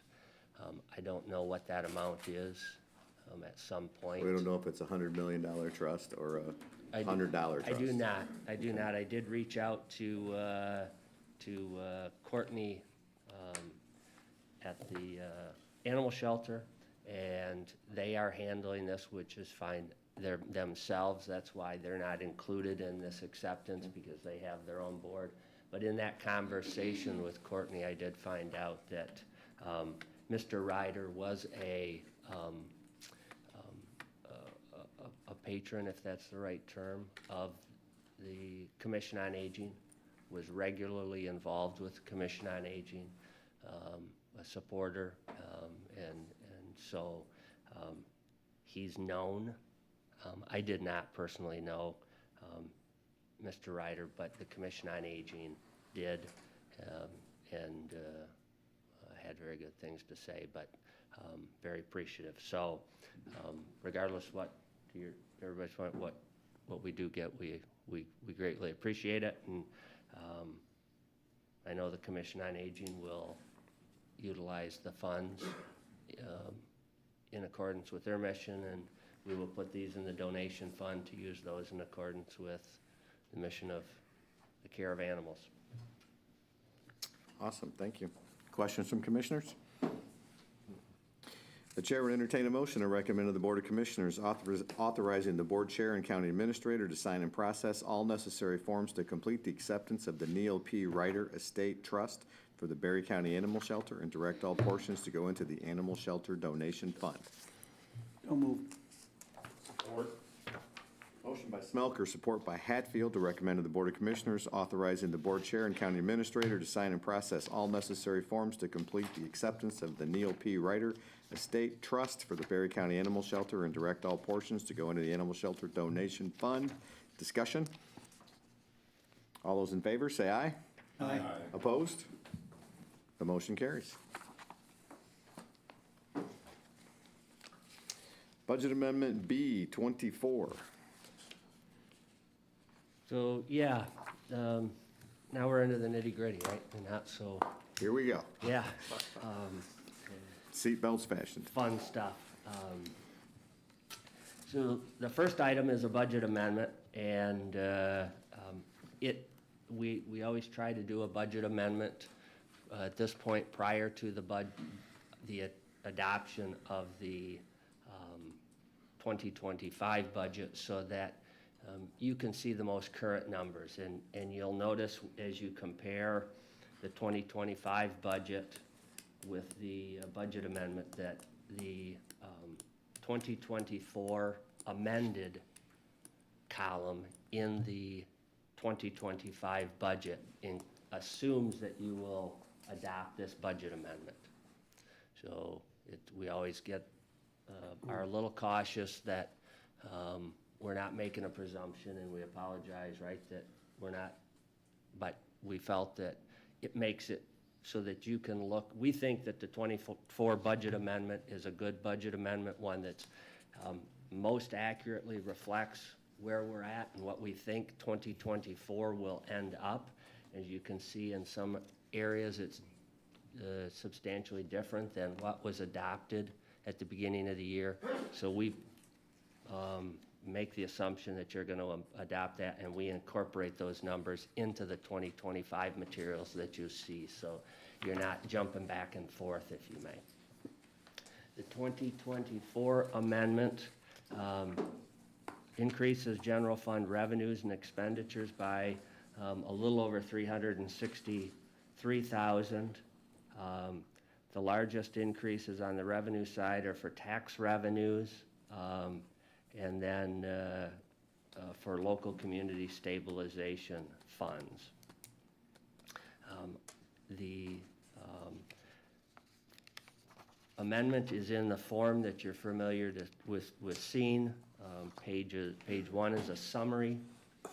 Page 2 walks through the revenues, and as you go down, again, if you look, you have 2021 actual, 2022, and 2023 actual.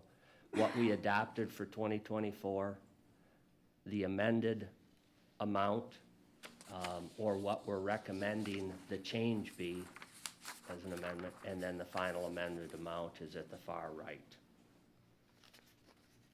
I'm happy to walk through these line by line, try to answer questions. On the revenue side, again, we increase revenues by $363,000, and we also have increased expenditures by $363,000. However, $207,000 of that 363 is a proposed transfer or appropriation from the general fund into the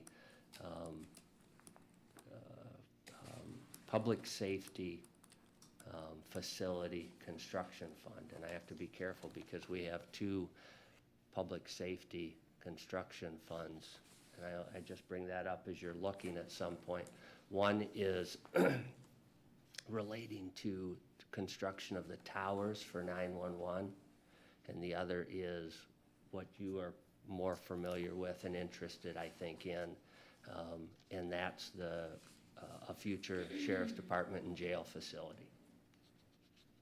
So this does anticipate transferring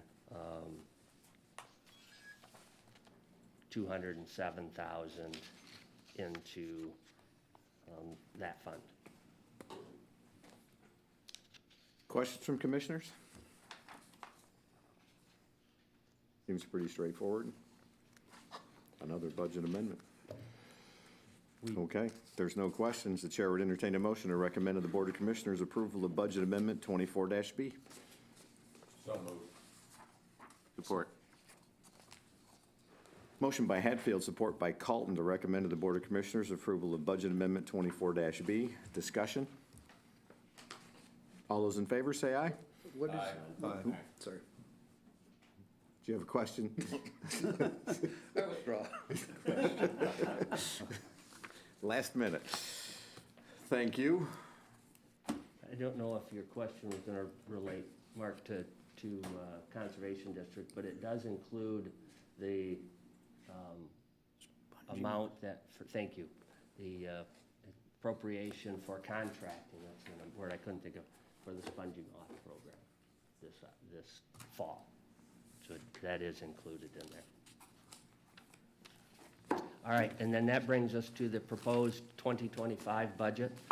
I appreciate everybody, particularly departments, taking a look at their budget and preparing to present appeals sort of as quickly as they did. It was a little more rushed this year. I do think, and I've commented at this over years and years, I appreciate the board holding appeals. I appreciate departments feeling comfortable coming up and making appeals. I think that's a critical piece of the process, that departments feel that they can comfortably come and say, hey, I respect the recommendations that the administrators made, but I respectfully disagree with, and here's why I think that something should be reconsidered. But we do have I put together a proposed budget. You've had an opportunity to hear appeals. And I again think it's kind of important that appeals are heard before I make a recommendation or present this. The budget is balanced for 2025. You do have a little bit of time. The budget will not need to be adopted until the end of October. By law, you'll hold a public hearing at the last meeting in October, after which you can adopt the budget. You don't have to adopt it at that meeting. You have until the end of the year, but by law, you have to adopt it before the end of the year. We're not the federal government. We cannot start the year without a balanced budget. The budget does not need to be balanced on its own, if you may, so that's just a point as I sort of part. Use of fund balance is a legitimate use for balancing the budget. In this case, we do not use fund balance. It is balanced on its merits, if you may. So it's, again, in the form I think you're familiar to having seen. Hopefully you've all had a chance to, and I know that there's a lot of numbers. The first 5 pages are my letter to the board outlining some broad issues that I think are worth taking a look at and understanding. I get that that doesn't answer all the questions, but hopefully it gives you something more than a bunch of numbers. I get that not everybody looks at a budget the same. I jump right into the numbers. Somebody else wants to read about it. Somebody else wants to have a vision. So we try to present it in a form that gives everybody an opportunity to maybe ask questions, if you may. And with that, I'll be happy to answer any questions today, but I'm also available, of course, afterwards or other times. The first area talks a bit about revenues. General fund is the fund that we will most commonly talk about and is the fund that you're most familiar with. The general fund is made up of all of the agencies and departments and revenue sources that are found on pages 14 through 22. And then you have a series of other funds, special revenue funds, debt service funds, internal service funds, and those are found on pages 27 through 29. The Budget and Accounting Act does not require the same level of detail that exists in adopting a budget for special revenue and other funds that's required of the general fund. So it's called an informational summary, but we also have that line item detail. We do adopt each of those budgets in a line item form.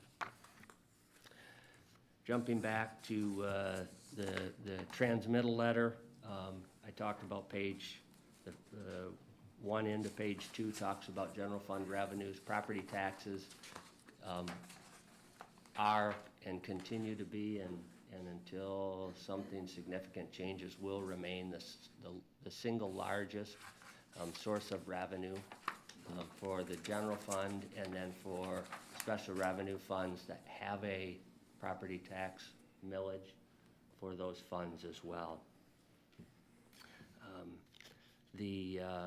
This budget also continues the process of making transfers in, namely from the 100% tax payment fund of $500,000 to support the continued payment of our unfunded accrued liability.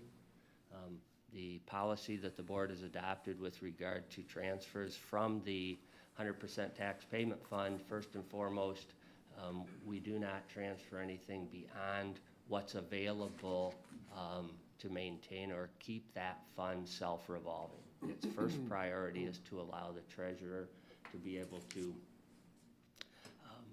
self-revolve or self-fund the delinquent taxes. The importance of that is that then local units are made whole, reconciled as early as possible without the treasurer having to go to a bank and borrow. And then the treasurer's office handles the coordination of all delinquent taxes at that point.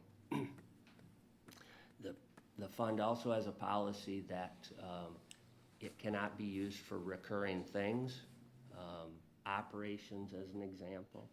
So we do not, while this one has a recurring nature to it, it is not recurring in the sense of our policy. Our policy says it recurring such as staff or personnel.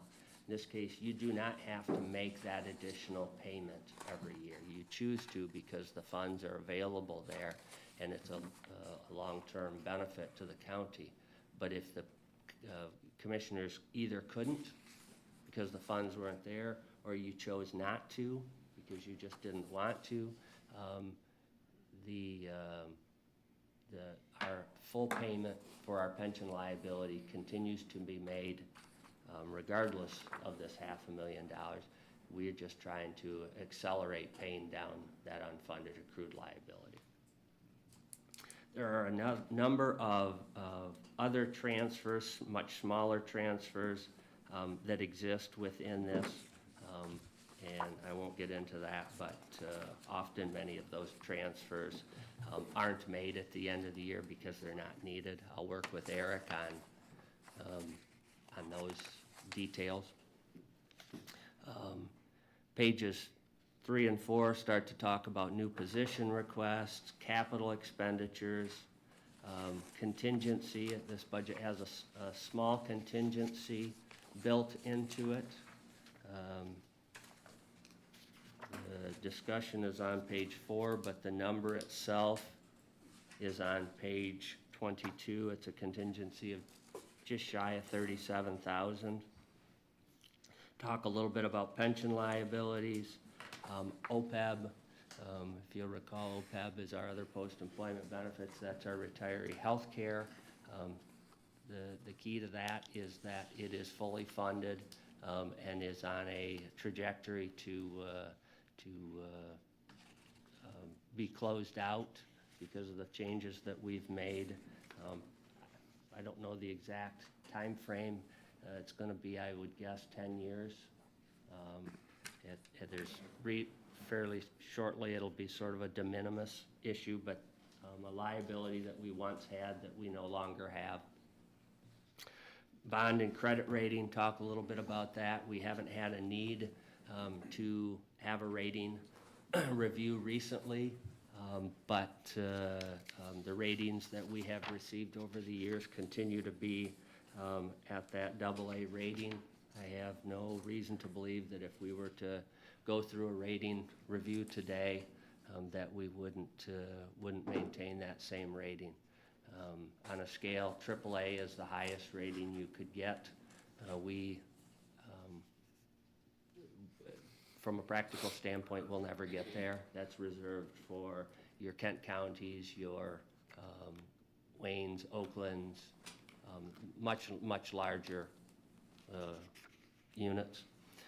Talk a little bit about the American Rescue Plan Act funds. I think the key, as I depart with the American Rescue Plan Act funds, is to know that we have met the requirement for 2024, the end of 2024, and that being that all of our funds have been committed. Not only have we met that from a reporting standpoint, but the auditors also reported to you that that was the case. So that's a milestone that I wanted to make sure we met and has been dealt with. There will be reporting requirements that Eric will have to take over and finish out. Hopefully those don't go on in perpetuity. Who knows with the federal government, but I say that a little tongue-in-cheek, but I'll work with Eric to make sure that the reporting requirements, he understands that and those are met. The next milestone is making sure that all funds are spent by the end of 2026. I anticipate that we may be at a spot that funds have been spent by the end of 2024.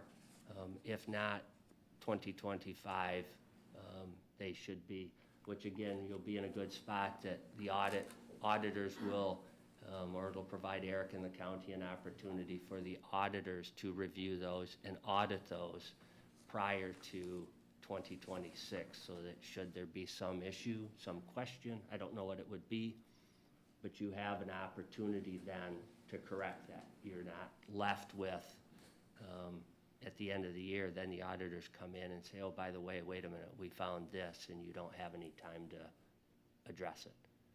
So I feel very good where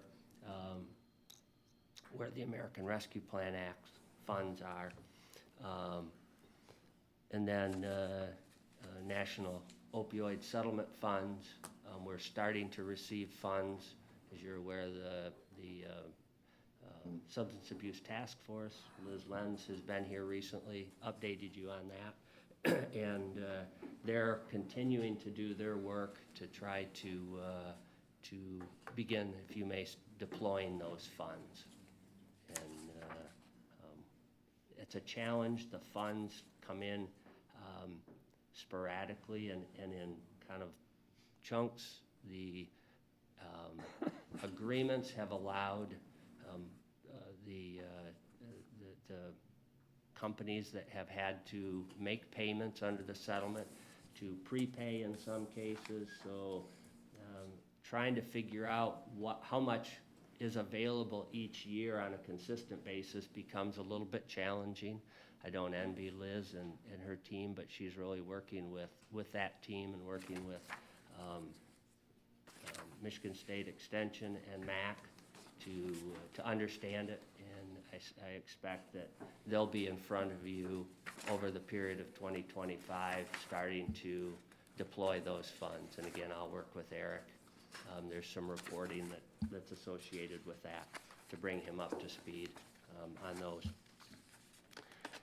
Page 7, actually 6 through 10 is a visual and a written overview of kind of our organizational structure. So for anybody that's interested, we are a unique organization as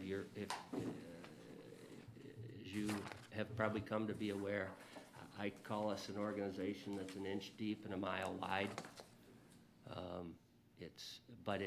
It is the structure that we have, and the more that you understand I'm going to call it the limitations, whether it's constitutional, legal, or otherwise, that the easier it is for us all to work together. I've been fortunate over my 30 years that I think the collegiality is the term I call it, has been second to none. I've had the pleasure of working with countless elected officials. I've also had the pleasure of working with a few that have been here my entire time and before that. And I just greatly appreciate everybody's focus on what they do, and that's the challenge of the job. Is I wouldn't expect a department, equalization, for example, Meshia Rose, and I'll pick on her for just a minute.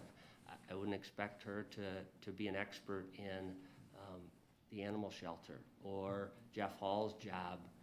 I do expect them to understand as much as they can every other department and understand we're all working together and in this.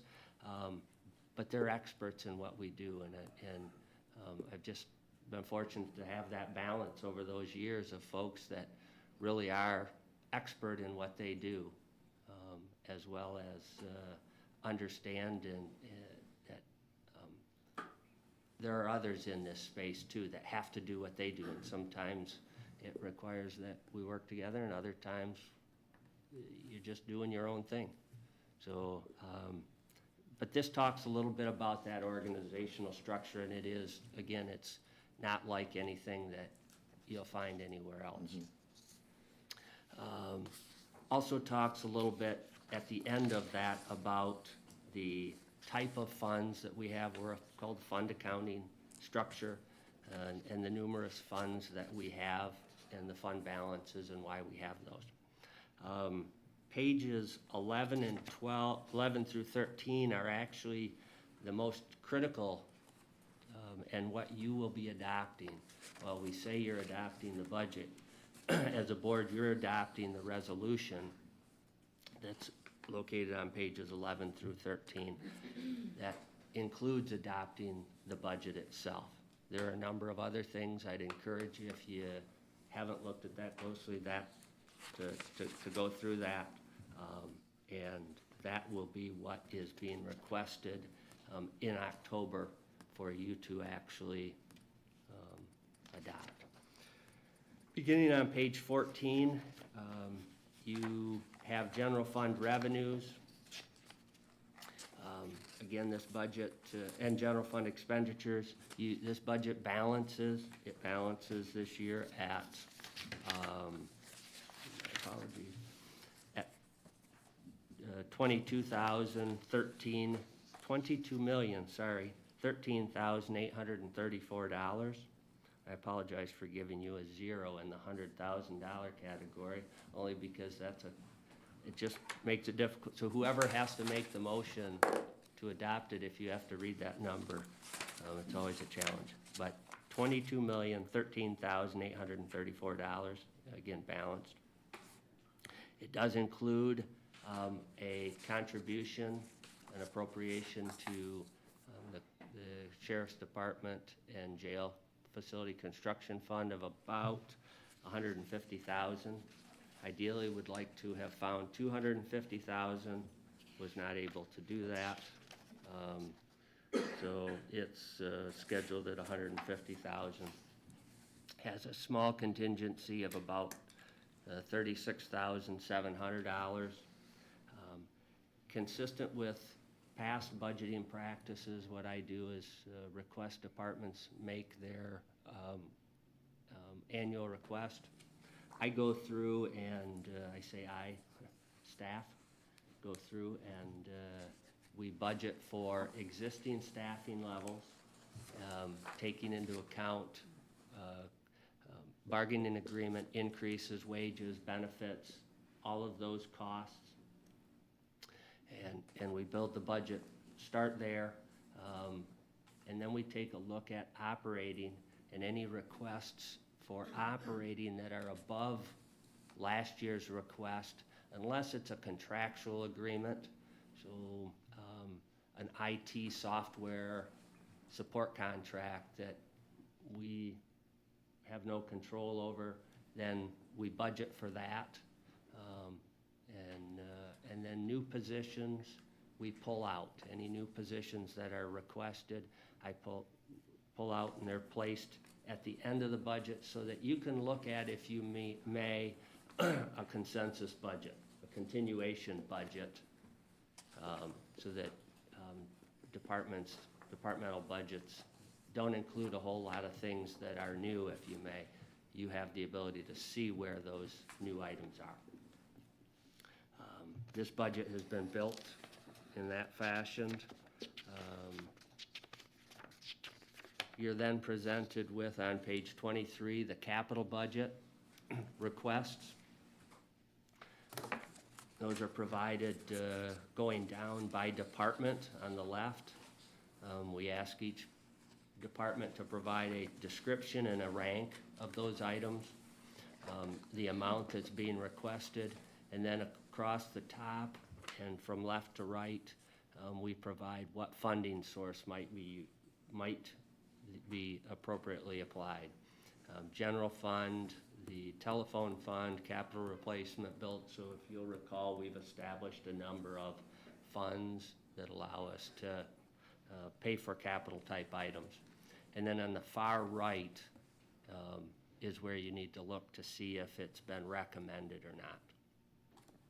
Most items that have been requested have been recommended, save for a new desk in the county clerk's office. Not a big item, and we certainly have funds there, but with the move and whatnot, it just seemed like there might be some additional discussion that goes on there and part of maybe a more complex, but we do have funds in the capital replacement fund for that item.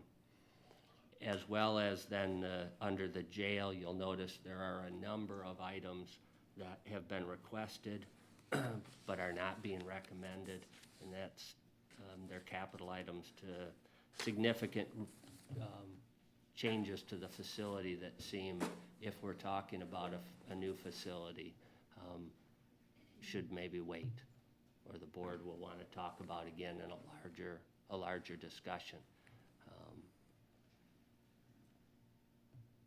So there are about $859,000 worth of capital items that are being, I think my math is right, recommended.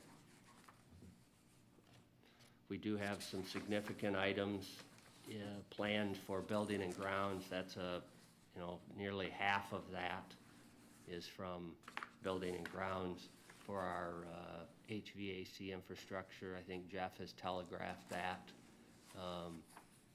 So no surprise. And Eric will want to work with Jeff and then the board as those get implemented and planned for. Page 24, you have staffing requests. Again, it provides the department a position, an estimated cost, what the potential funding source might be, and then a rationale and whether it's recommended or not. We did recommend continuation of 2 part-time positions in the IT department to come from the data processing fund. With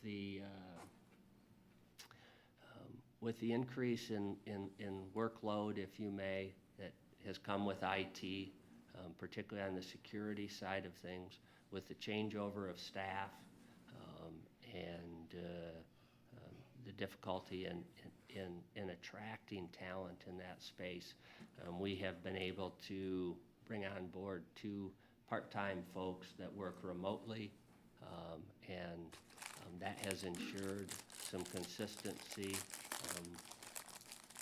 through the process. So we feel that that's been very beneficial, and I recommend that continue. The county clerk has made an appeal. That was not recommended. The animal shelter, requesting a couple of part-time folks. The animal shelter goes in waves, and we are at a point right now, and have been post-COVID, where volunteerism is a little more difficult, folks. And we relied on a number of retired individuals to provide volunteer hours, and relied on quite a few volunteer hours from them to help us take care of the animals.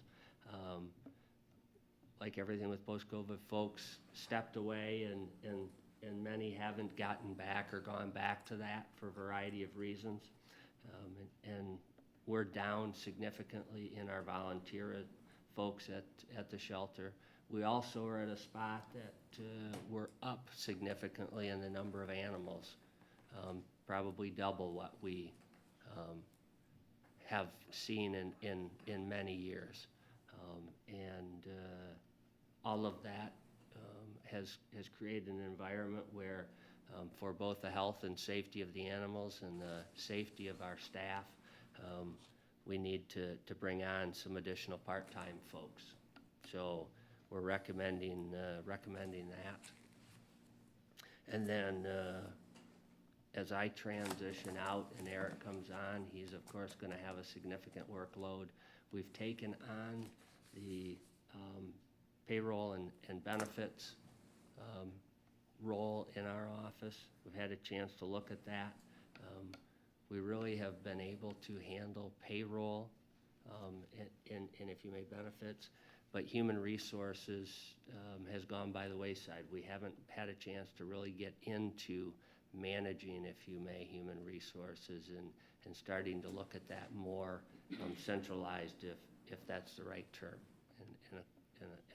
in a more coordinated fashion beyond what I have done and over my career, and then Luella as well. So recommending that a human resources manager position be approved, and that's included for funding in this budget.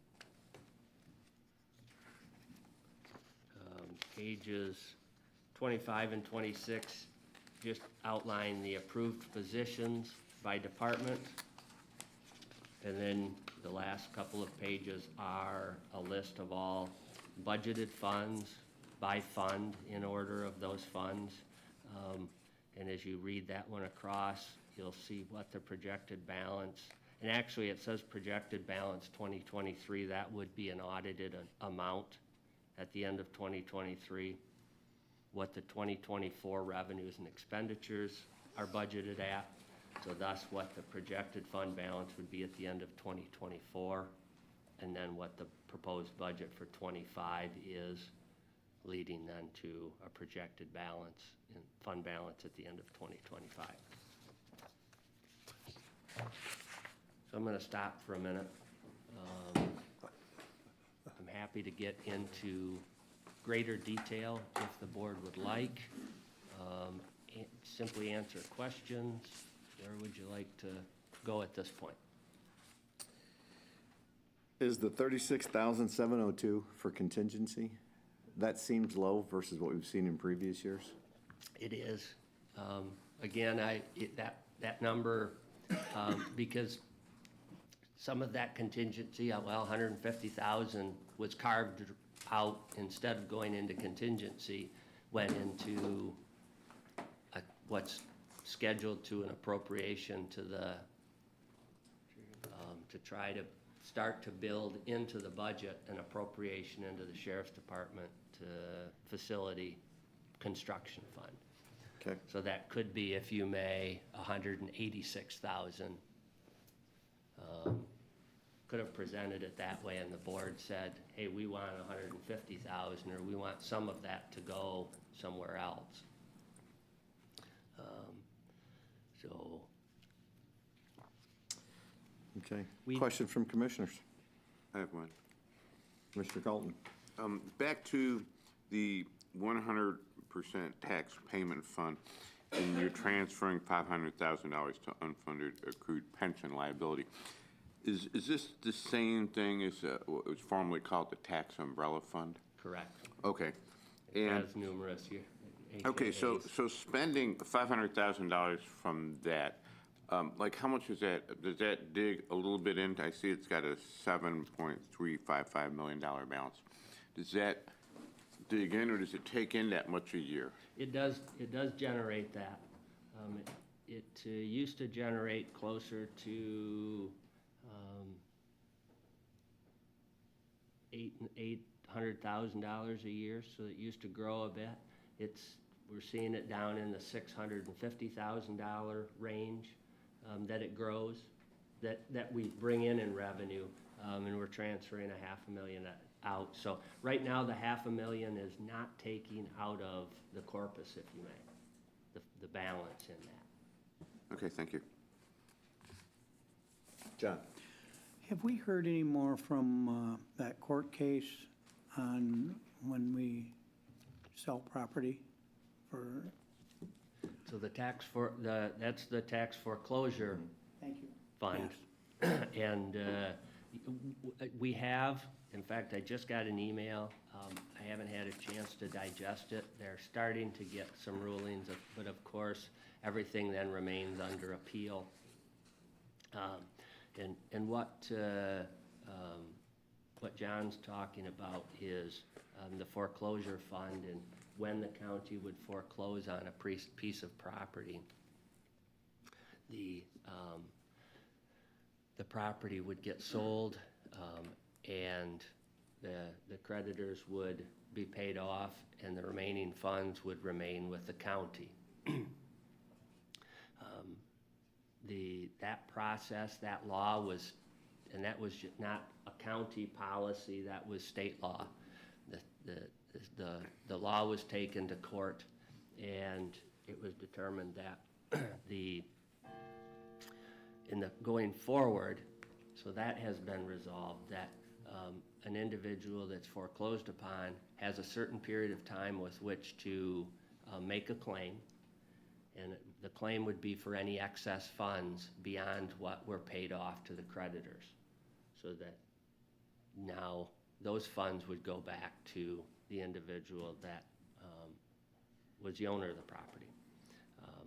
So going forward, that's fine. The issue that we had is that there was also some retroactive period that's being debated and discussed, and that's what's being litigated yet in court. We don't know the answer to that, John. If you'll recall, you met with the attorney and they outlined some scenarios. While we don't know where it will end, again, I'll verse Eric on this, but it's not an issue for us in that we've never transferred those funds out of the foreclosure fund. So at some point, there should be some level of balance that's now no longer needed and that you could transfer out. But because we from day one haven't ever utilized those funds, which you could have, you could have used them for general fund purposes. We didn't. We're now not in a problematic situation where we have to find funds once that judgment is made. We can write the check to all the claimants and resolve that. So we still don't know the final outcome to that, but because there's adequate funds in the foreclosure fund, and if you'll notice, that would be found on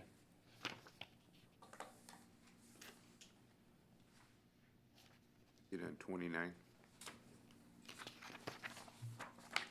Oh, yep, thank you, Mike. So in the middle of page 29, so at the end of 2023, it had just a little over 3.3 million in that account. So,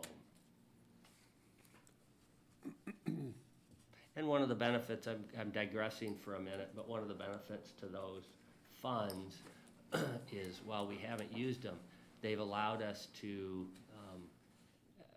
show, if you may, liquidity to a creditor when we're having our credit rating, or rating agency, to say, yeah, we have these reserves should there be an issue that we have to address.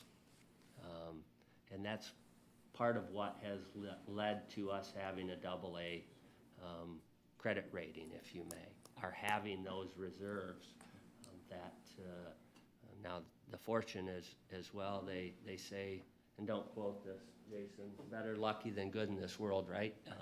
Is that we didn't spend those funds. So now the law changes and we're not in a spot where we're having to say, guess what, we got to figure out where to find $1 million or $2 million to pay that off. So If I remember right, those aren't automatic refunds. They would have to apply for that based on they will. Based on the court agreement we signed up for.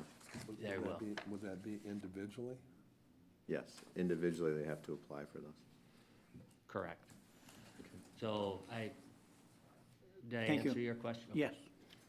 Commissioner Hatfield. On the approved position listing, am I to assume that not all those positions are filled?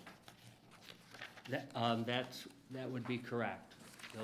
There could be some vacancies there. These are what you've approved a department or an agency to have.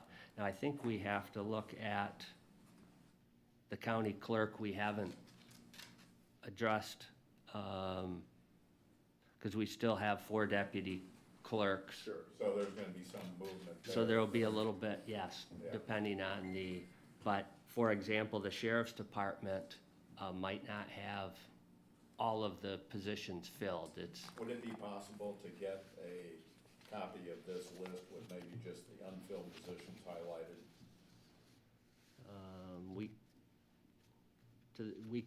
We'll do our best. Yep. It would take a little reach. The reason we paused for a minute is that it will take a little bit of reaching out to departments to ask. We might not necessarily know exactly what position. I see Luella. There would also be a little bit of difficulty with some of the part-time positions, because like at the sheriff's department, they, they're in here at a full-time equivalency, but they may have, 3 people with a lot of hours, or they may have 6 people not working as many. So it gets a little bit harder with the part-timers to do something like I'm that. not trying to make a lot of work for you. But with the full-time, we should be able to. Yeah. Are you okay with full-time? I'm Okay. okay with rough. Yep, we can, with full-time, that's a good catch. Thank you, Luella. So are these unfilled positions, are they budgeted? They are. So, I've always taken a position that we've budgeted at full-time, for all full-time positions, right? We assume step raises, and we try to budget for positions as if they're gonna be full the entire year. And then we budget benefits at the best knowledge we have. And those change from time to time, particularly health insurance. Somebody could start the year as a single and get married and change, or has a child, or those we just adjust. But we do assume that they're gonna work the full year. What that does is, at the end of the year, that allows the budget to have some surplus, because generally there is changeover. We're not filling them as quickly. Somebody comes in and we might lose a senior person and somebody that's starting. And what that has allowed us to do at the end of the year is have some surplus that then is able to be transferred into the data processing, vehicle building, rehabilitation funds.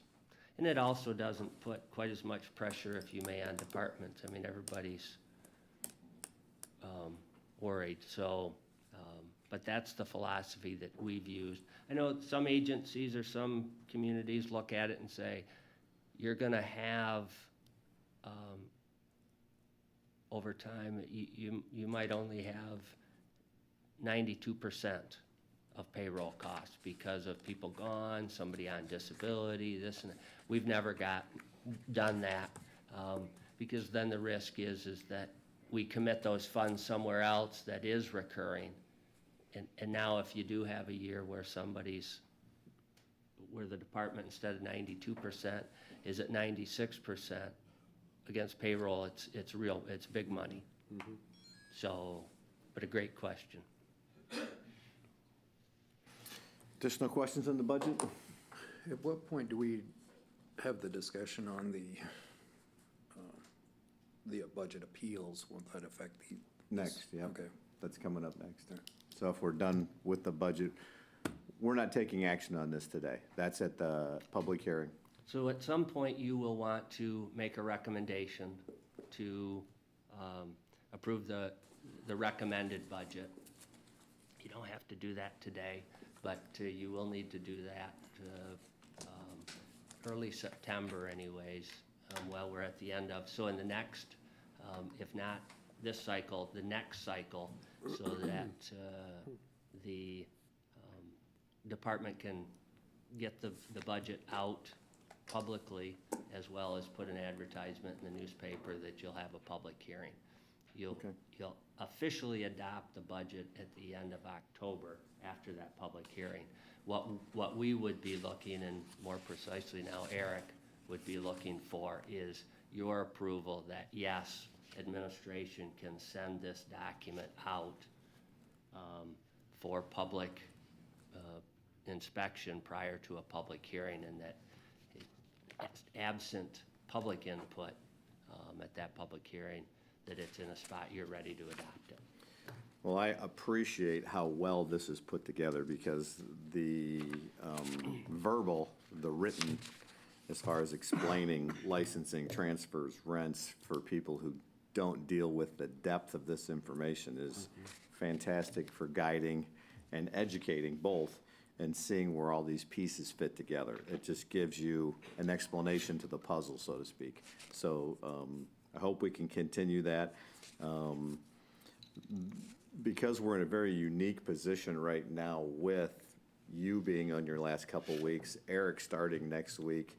I don't know what Eric's view has been on this budget or had a chance to look at it or review it, but I would love to delay doing this just for a couple weeks to give Eric a chance to get his brain around it, although it's certainly a fantastic document that you and Luella and staff have worked very hard on. So, I mean, year after year, it comes in and it makes our job very easy to look through this. So I appreciate the effort and the detail that goes into this, because the explanations are written, it's all there. So my only question was just contingency seemed low, but if you're okay with giving this a week or two before we move forward with it, we can move into the budget, review process with our budget appeals.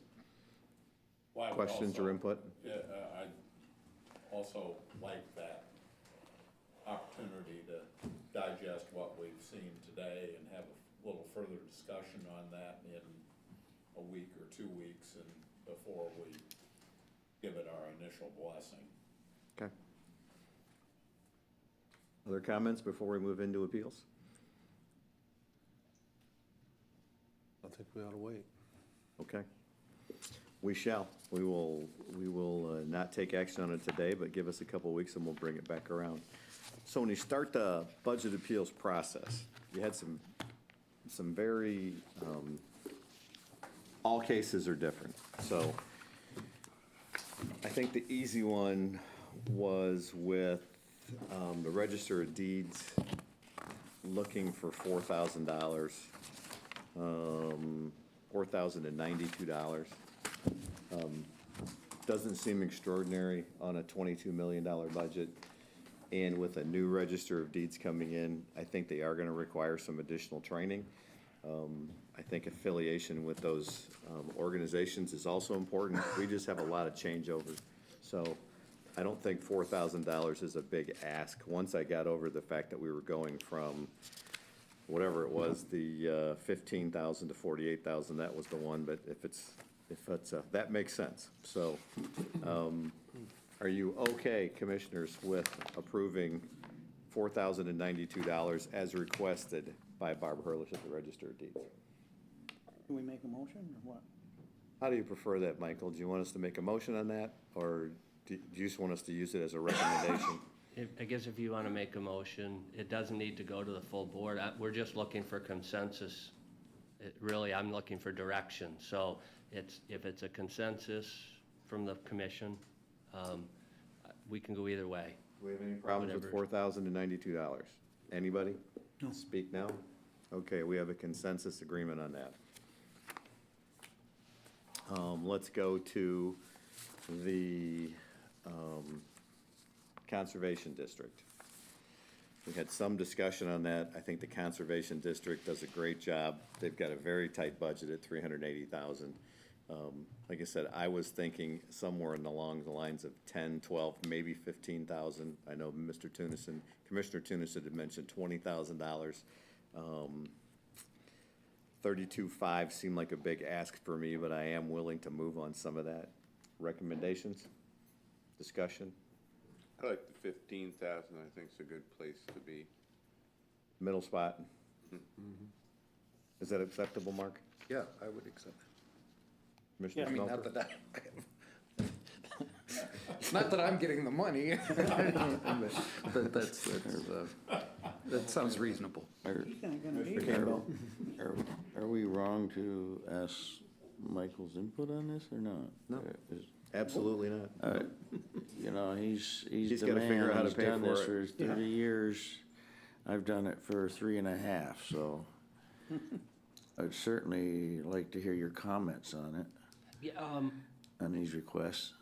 you know, my issue is really comes down to, and don't take this wrong, I've always said, it's up to you what you spend the money on. My role comes in and saying, hey, wait a minute, listen to me, this is how much we have and this is all we have. So I've been really cautious over the years. The requests that are being asked, while I may agree with or not agree with, is they're not inappropriate. They're requests that are being made. They're expenditures that you can approve and make legally. So if after having that discussion and debate, you feel that it's, that's how the funds should be spent, then I'm okay with that. The question is where, and I'm starting to think a little bit as you go through that, you have contingency, which is the 36, and then after that, it would seem that we'd start reducing, unless there's some other area that you want to, would be reducing the appropriation to the jail. That's where those funds would come from. That was really one of the reasons why I asked that we defer a decision on, for another couple of weeks, because I think I've got questions on several things in here. A good example is whether or not we, start the year by making a allocation to, jail construction, or rather we keep that in contingency and see what's left at the end of the year, and then how we might want to allocate that. I asked the question about staffing levels, because I'm curious to see how many of those positions are not filled, and how long have they not been filled, and do we really need all of those positions, or is there something there that we might want to rethink? And I hate to get ahead of ourselves making decisions on these appeals until we maybe resolve some other questions that may take money or may provide us with some additional funds that we can reallocate. I don't see, to me, I think we've had all the information on the appeals right now, and, it's all fresh in our minds. I would go forward with the appeals. You could still contemplate whether we have the correct size of employment out there, whether these, like particular that HR position, I'd like to know some more, information on that at some point perhaps, or, there are a number of things, whether these, and I think it's a very valid point, whether we've been surviving without a position for so long, just how much is it really needed? But those, to me, don't affect what these appeals are. I hate to pit one pool of money against, we should be using that for the jail. Instead, you're less valuable than the jail, or, where you, at this point, we can just look at it as numbers, I don't know if that makes sense. I think we're charged with the appeals we heard today to make a decision on what you want to do with those. Michael can look at those numbers and fit them into the budget and make recommendations, or we can look at that budget and make recommendations with Michael on where they go. But I think those departments are looking for guidance on where they're going to be as well next year. So, although that's great information, I think that may be a piece of the puzzle that we don't have today. But it's a little bit of reminiscent of the TIF, where we've been through this so many times, but now we haven't seen it for a couple weeks. Do we have to go through and review it all again, or do we want to do this while it's fresh? So I agree with both of you in part, so, so, if that makes no sense, but. Half a vote each way, there you go, half a vote each way. Yeah. So, but if you want to continue that discussion, is there a consensus? Commissioner Calden recommended 15,000. There seemed to be some agreement on that. And Michael, you'll come back to us and tell us, we can have this discussion either today or later on, though. You had mentioned the jail fund being an opportunity where we had put 150 or 200,000? 150. 150,000, that's taken some of our contingency, and that's what we've asked you to do, is to look for an opportunity to put money into that jail fund for us, so. Further discussion? Well, we haven't increased this in 6 years at all, right? Isn't that what the, Correct. wasn't that, Mark? That's correct. Well, also, I think budget things should reflect your priorities, and I really think conservation, with some of the things that have been happening with the sponging moths and stuff like that, we need to show it's more of a priority. I don't disagree with that. We are somewhat of a rural county, and we've got a lot of invasive challenges going on right now, so. Yeah. You're cutting what they asked for practically in half, so I agree with the 15. Okay, consensus, 15? Okay. We'll make notes on that.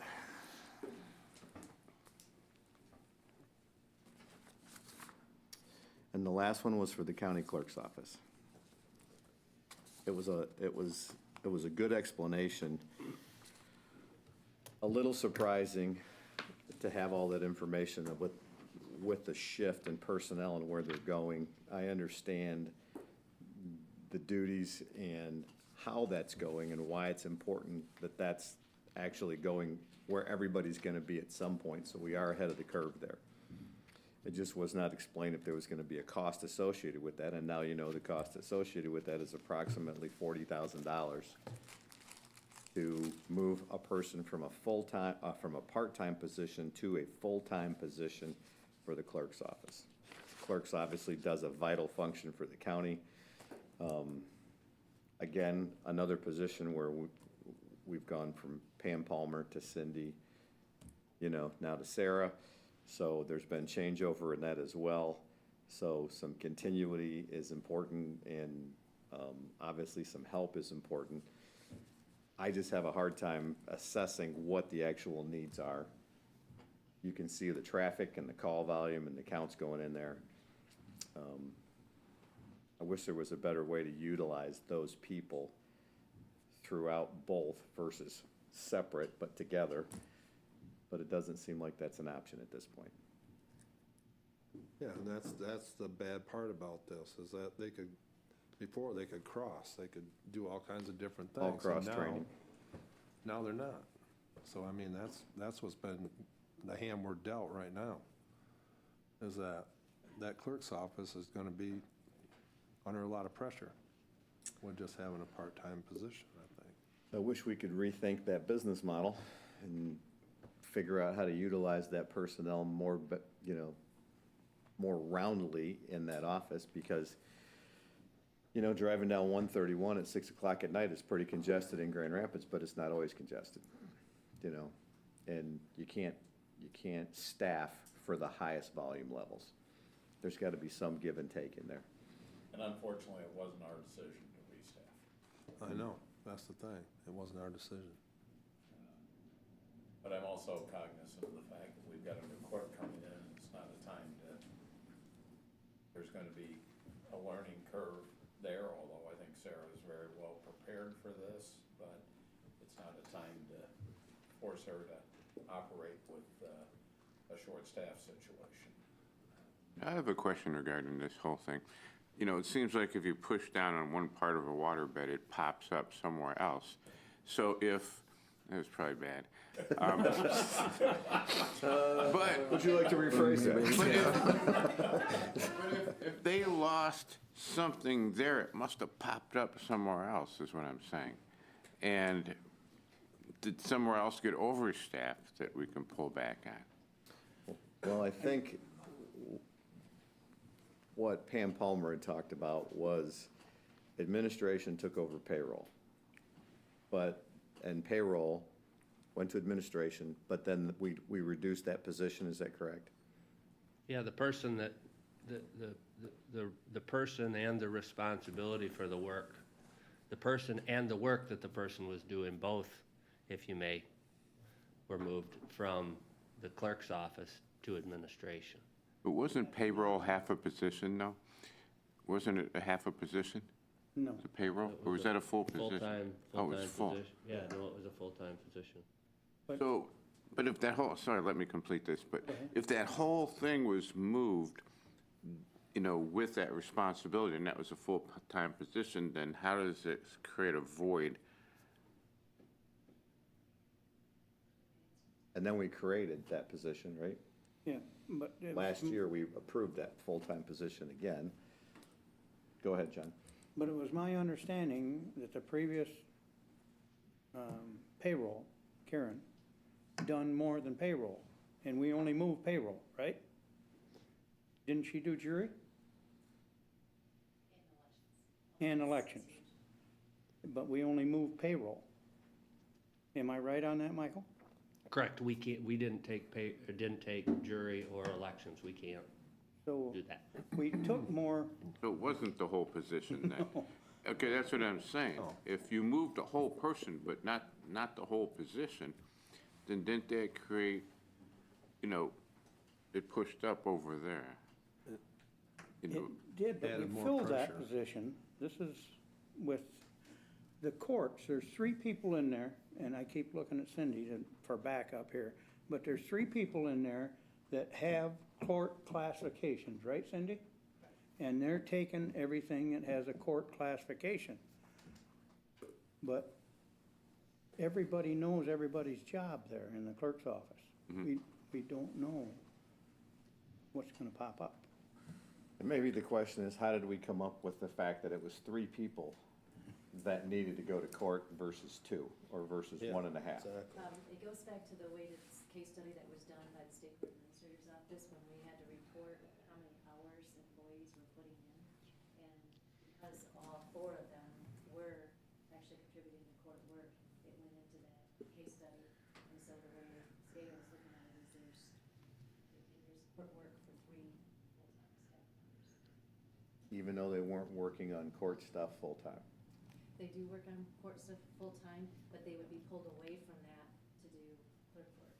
Yeah. So they would be pulled away if somebody, say, was coming in filing a favor that they want to do, or if somebody was coming in to get a marriage license or a death certificate, then they would still crossed into doing clerk work.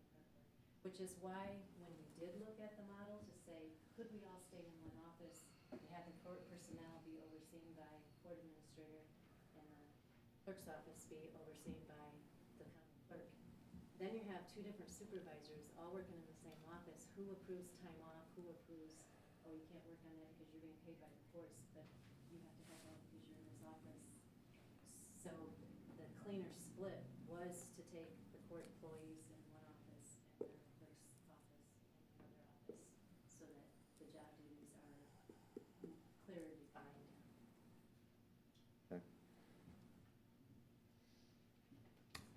It's muddy.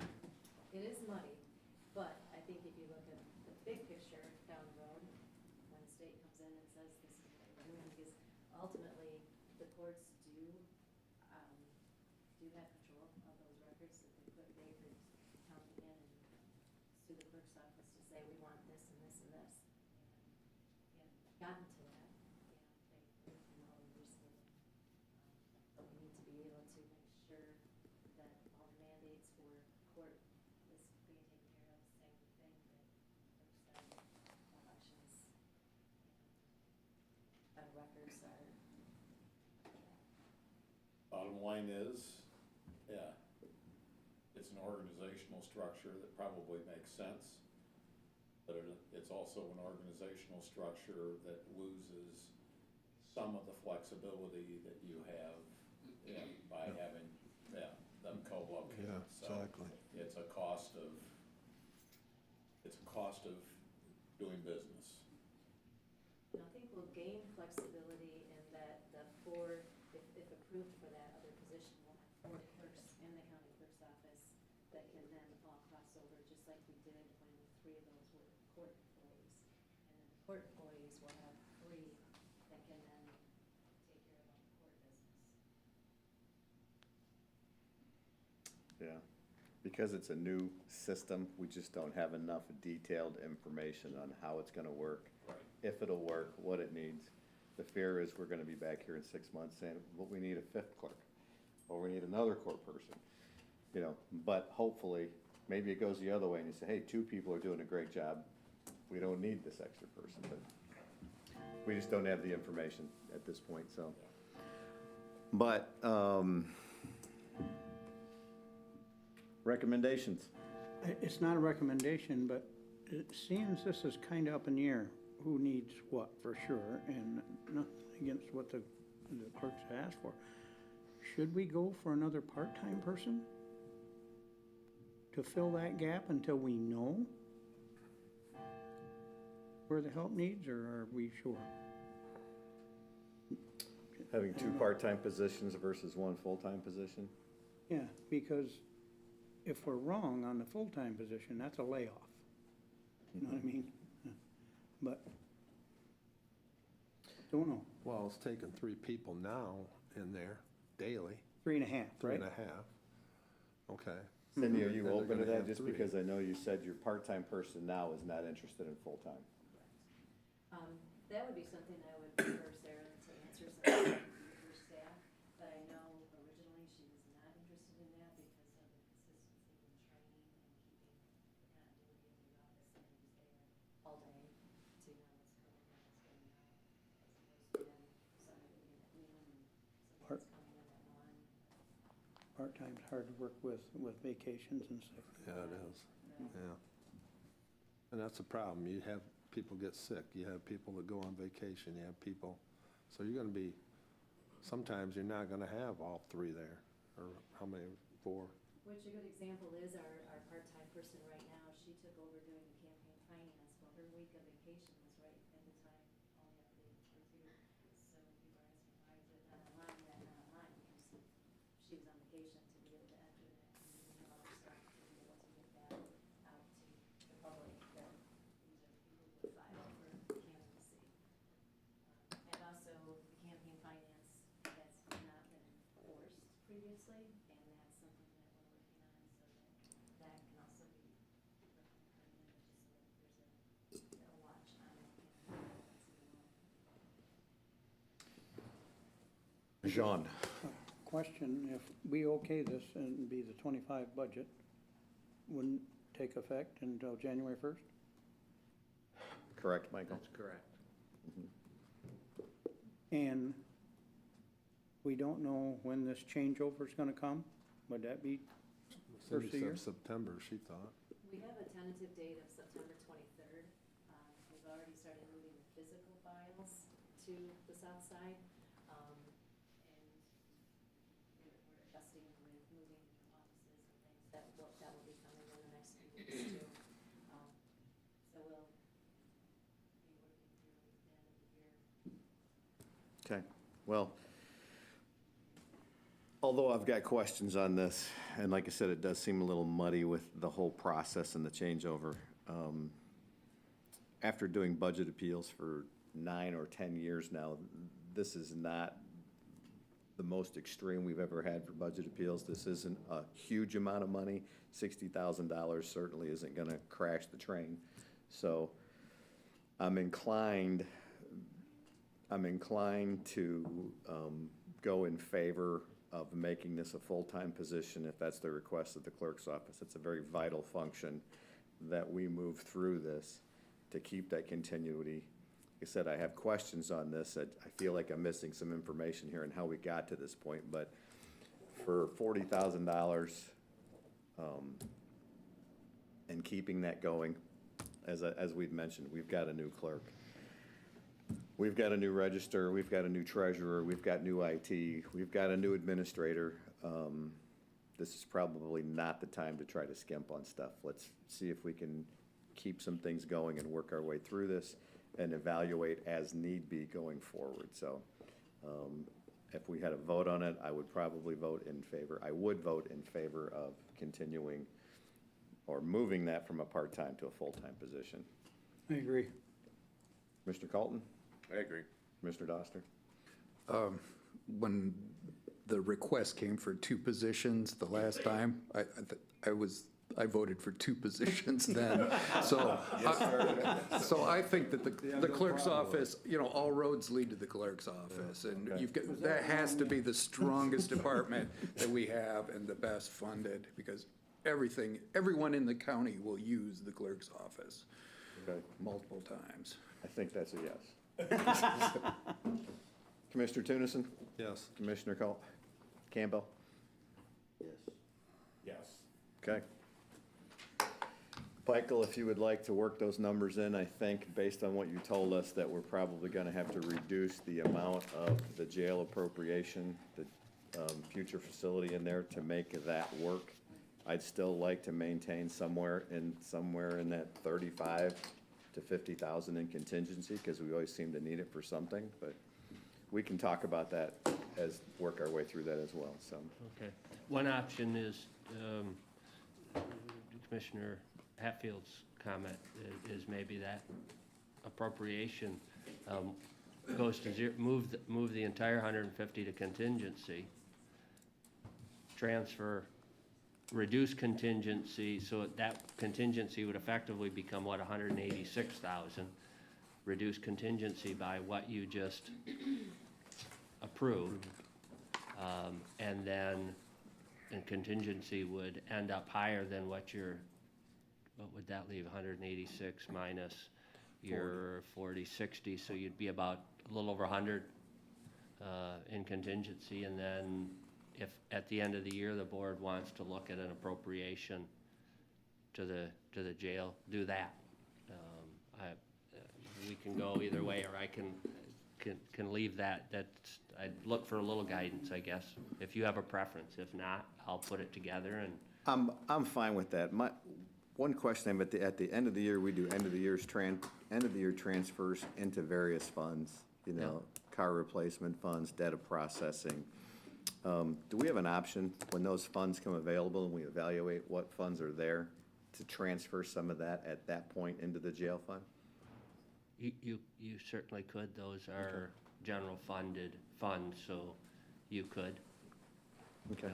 So we could, I think it's a good idea. Let's move that all into, I'd be more comfortable having a higher contingency base.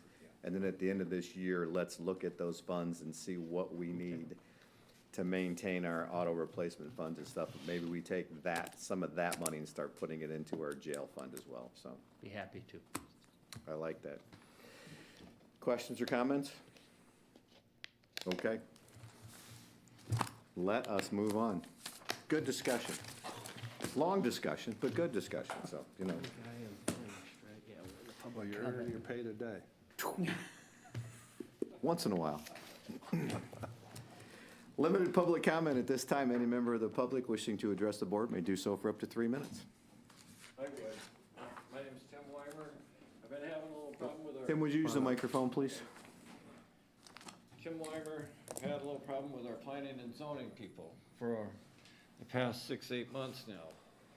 I feel they've singled me out over problems we've had over the years. Now I've been to court 3-4 times over it, been fined multiple times. I don't know what the guy's problem is, but he doesn't like my farm equipment in my yard, or my piles of firewood in my yard, or burning barrels in my yard, or occasional car or 2 or 3 or 4, whatever, in my yard, okay? I live out in the country. I don't have neighbors real close. I don't have neighbors that complain. Ain't nobody complained about me. It's all been planning and zoning. He just drives around. He claims he doesn't go into people's yards, but I can't. I got pictures that shows that he can't take the pictures he's got without coming into my yard at one point or somehow. I hear they've had problems with other townships where he won't do nothing at all. I don't know why I'm being singled out. well, I got a good idea, but I ain't gonna say it, but, I'd like somebody to talk to them or do something about all this, because I'm not gonna continue on like this. I'm not gonna continue on going to jail over it, getting fined over it. Like I said, nobody's complaining except for him. You know, I've got neighbors around me, we're all friendly, like I said, not a one. Our supervisor's here, if anybody would have heard about it, he would have, you know. But, something's going on. Well, I've tried before, a few years ago, to get a building permit for the house of my daughter's. And found out that it was gonna be a variance, and more or less told that if I ain't gonna get that variance, you know. So, like I said, it's been an ongoing thing with me and the, planning and zoning for years. But something's gotta come to a head, if you know what I mean. So, appreciate you listening to me. You know, like I said, I was told before, if I keep the cars and whatever I have in my yard to the back of my property, they wouldn't find me or hassle me no more about it until the new guy come. Used to be you got a couple warning letters and then you'd get a ticket. Now you get a warning letter maybe and a ticket. You know, they asked to come out to our township, have our township meetings there and talk to us about it. Won't do it. I guess Johnstown has asked the same thing. Won't go there either. So something changed, something's got to change backward, something different, if you ask me. All right, and I appreciate your time. Thank you, Tim. I appreciate your comments. Additional public comment?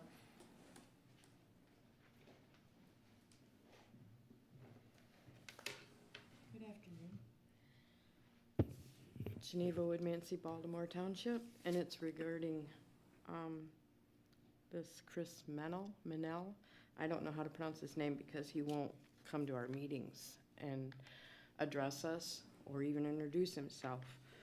And I know that Baltimore and Johnstown both have asked him to come to these meetings. And of course, he answered Chad. And I feel that how he's dealing with our community is ridiculous and very unprofessional. How do you deal with someone who hangs up on a township supervisor and refuses to have a discussion? Our township is asking for answers and help from you guys, and I really don't understand why he would not want to attend our meetings. It just seems like it would be in best interest of everyone that he come and met us and seen our side of what's going on. Thank you. Thank you. Additional public comment?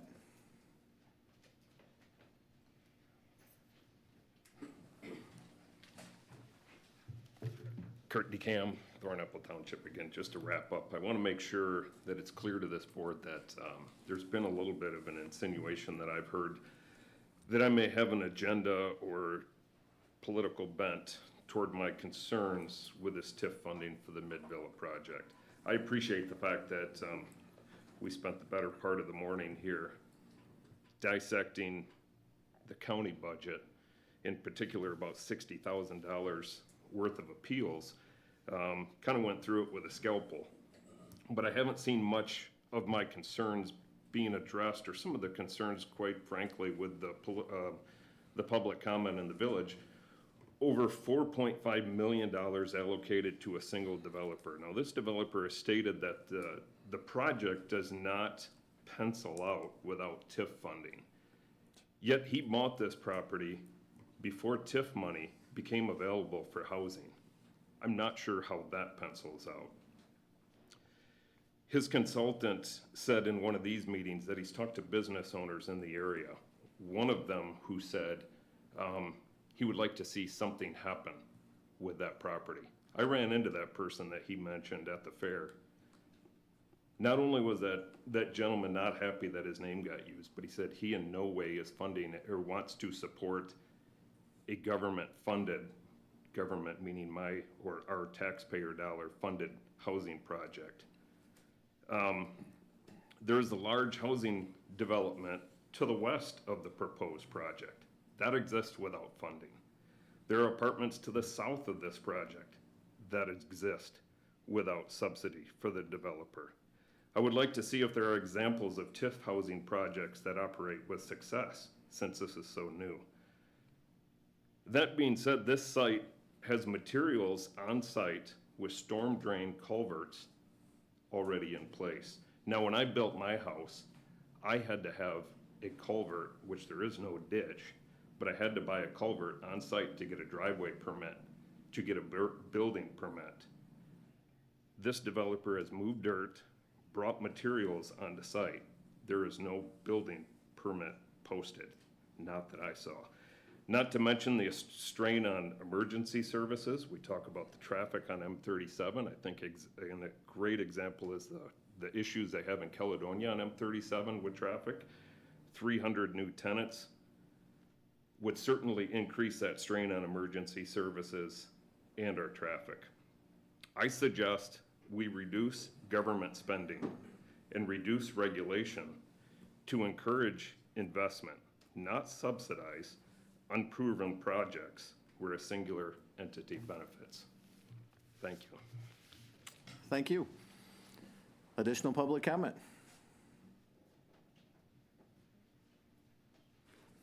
Hearing none, we will move ahead with commissioner comments. Commissioner Doster.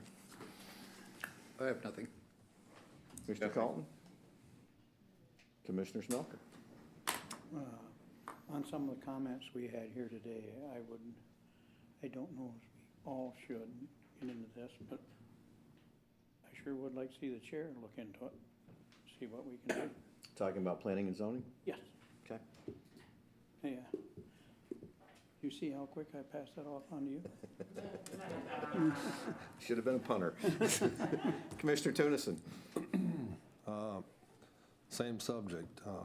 Been a lot of people in the last few weeks here came here and talked about our zoning officials, so I don't understand why you don't want to go down to townships and make relationships with the supervisors and the boards. They know where these properties are that need to be cleaned up and stuff like that. It makes no sense to me why you wouldn't make an effort to go down and meet people that you're going to be dealing with. I don't understand this. And then the supervisors are the guys, especially Chan Van Sickle. I mean, he's asking a question for his constituents. There's nothing wrong with getting answers on that. And I don't think, I can't speak to it because I wasn't there. So I'm not going to comment on the hanging up the phone thing. But it goes a long ways to building relationships with people if you just reach out and go talk to them. So that's all I got to say about that. I know Bruce got more to say about that than I do. Commissioner Campbell. What makes you think that, Commissioner Tunison? Because you're the guy taking all the heat. Yeah, it's been an issue. You know, we changed, I believe it was last November, we hired our new one. And shortly after that, the township started asking me when we'll get a chance to meet this new enforcement officer. And I said, well, I'm sure they're just getting settled in and getting acquainted with what's going on and all that. And then pretty soon they'll be coming out and visiting. Well, they accepted that for a while. And now we're into August, and my cheeks are getting very sore of being nipped at for the last 3 months. Supervisors have been here, constituents have been here, residents in Baltimore Township. But I'm open-minded enough to know that maybe there's a reason. Maybe there is a reason here why we're not seeing this person, why he's not coming out. But I'd certainly like the opportunity to talk to him and the administrator of zoning on the agenda to let's ask some questions about this. Because my constituents are going to lose faith in me because nothing's being done about this. And it is a problem. I'm not saying there isn't an answer, but it's certainly very, very hard to understand at this point. I'd like to see it brought in front and talked to and see what we're dealing with. That's my comments. Thank you. Commissioner Hatfield. I certainly concur with what both of you have said. I just yesterday communicated with Jim McManus expressing some of those concerns and asking him for a response, which I'm expecting to get hopefully today. But I agree that we need to hear more from him. I'm frankly surprised that we have added zoning administration responsibilities, for some additional area this year. It amazes me that we think that we can provide services to the majority of the county with the staff that we have. So we need to know how that staff is currently using their time and balance that against what the community expectations are. So I simply agree that it's something we need to look into. And we shall. We've been talking about it for a while, as Bruce and I have talked about it. I've been to Johnstown Township a couple times, and we have heard their voices. So, and I thought this was being addressed, and apparently it is not. So we will further those conversations and see if we can move the needle here, because with the county handling planning and zoning, it needs to be a partnership, and that partnership needs to be invested and involved in the townships as well. And that's not happening. So that's got to change. We'll have to figure that out as well. So we will move that forward. I was gone last week. I really missed you guys a lot. Didn't get a chance to say congratulations to all elected officials, especially this board. Super excited about having the continuity, because when we've had 2-year cycles, every 2 years we've been replacing and adding and training, and there's a learning curve getting up to speed. So to have the same board in place to be able to carry out some good work, take care of the people, take care of our mission, take care of our budget, all good stuff. So I'm super excited that, Mark, you've done a great job. We're going to miss you on that seat in there. So I think you've got a good replacement coming in from the same area as well. So, but we'll see what we can do there. So appreciate your attention and your detail and the conversation on the budget, especially. This is the most important part of what we do, is managing the money of the people who elected us. So today's an important day, and the budget is an important part of what we do going forward. So I appreciate your attention to detail and good questions, good comments. So thank you. Have a great day.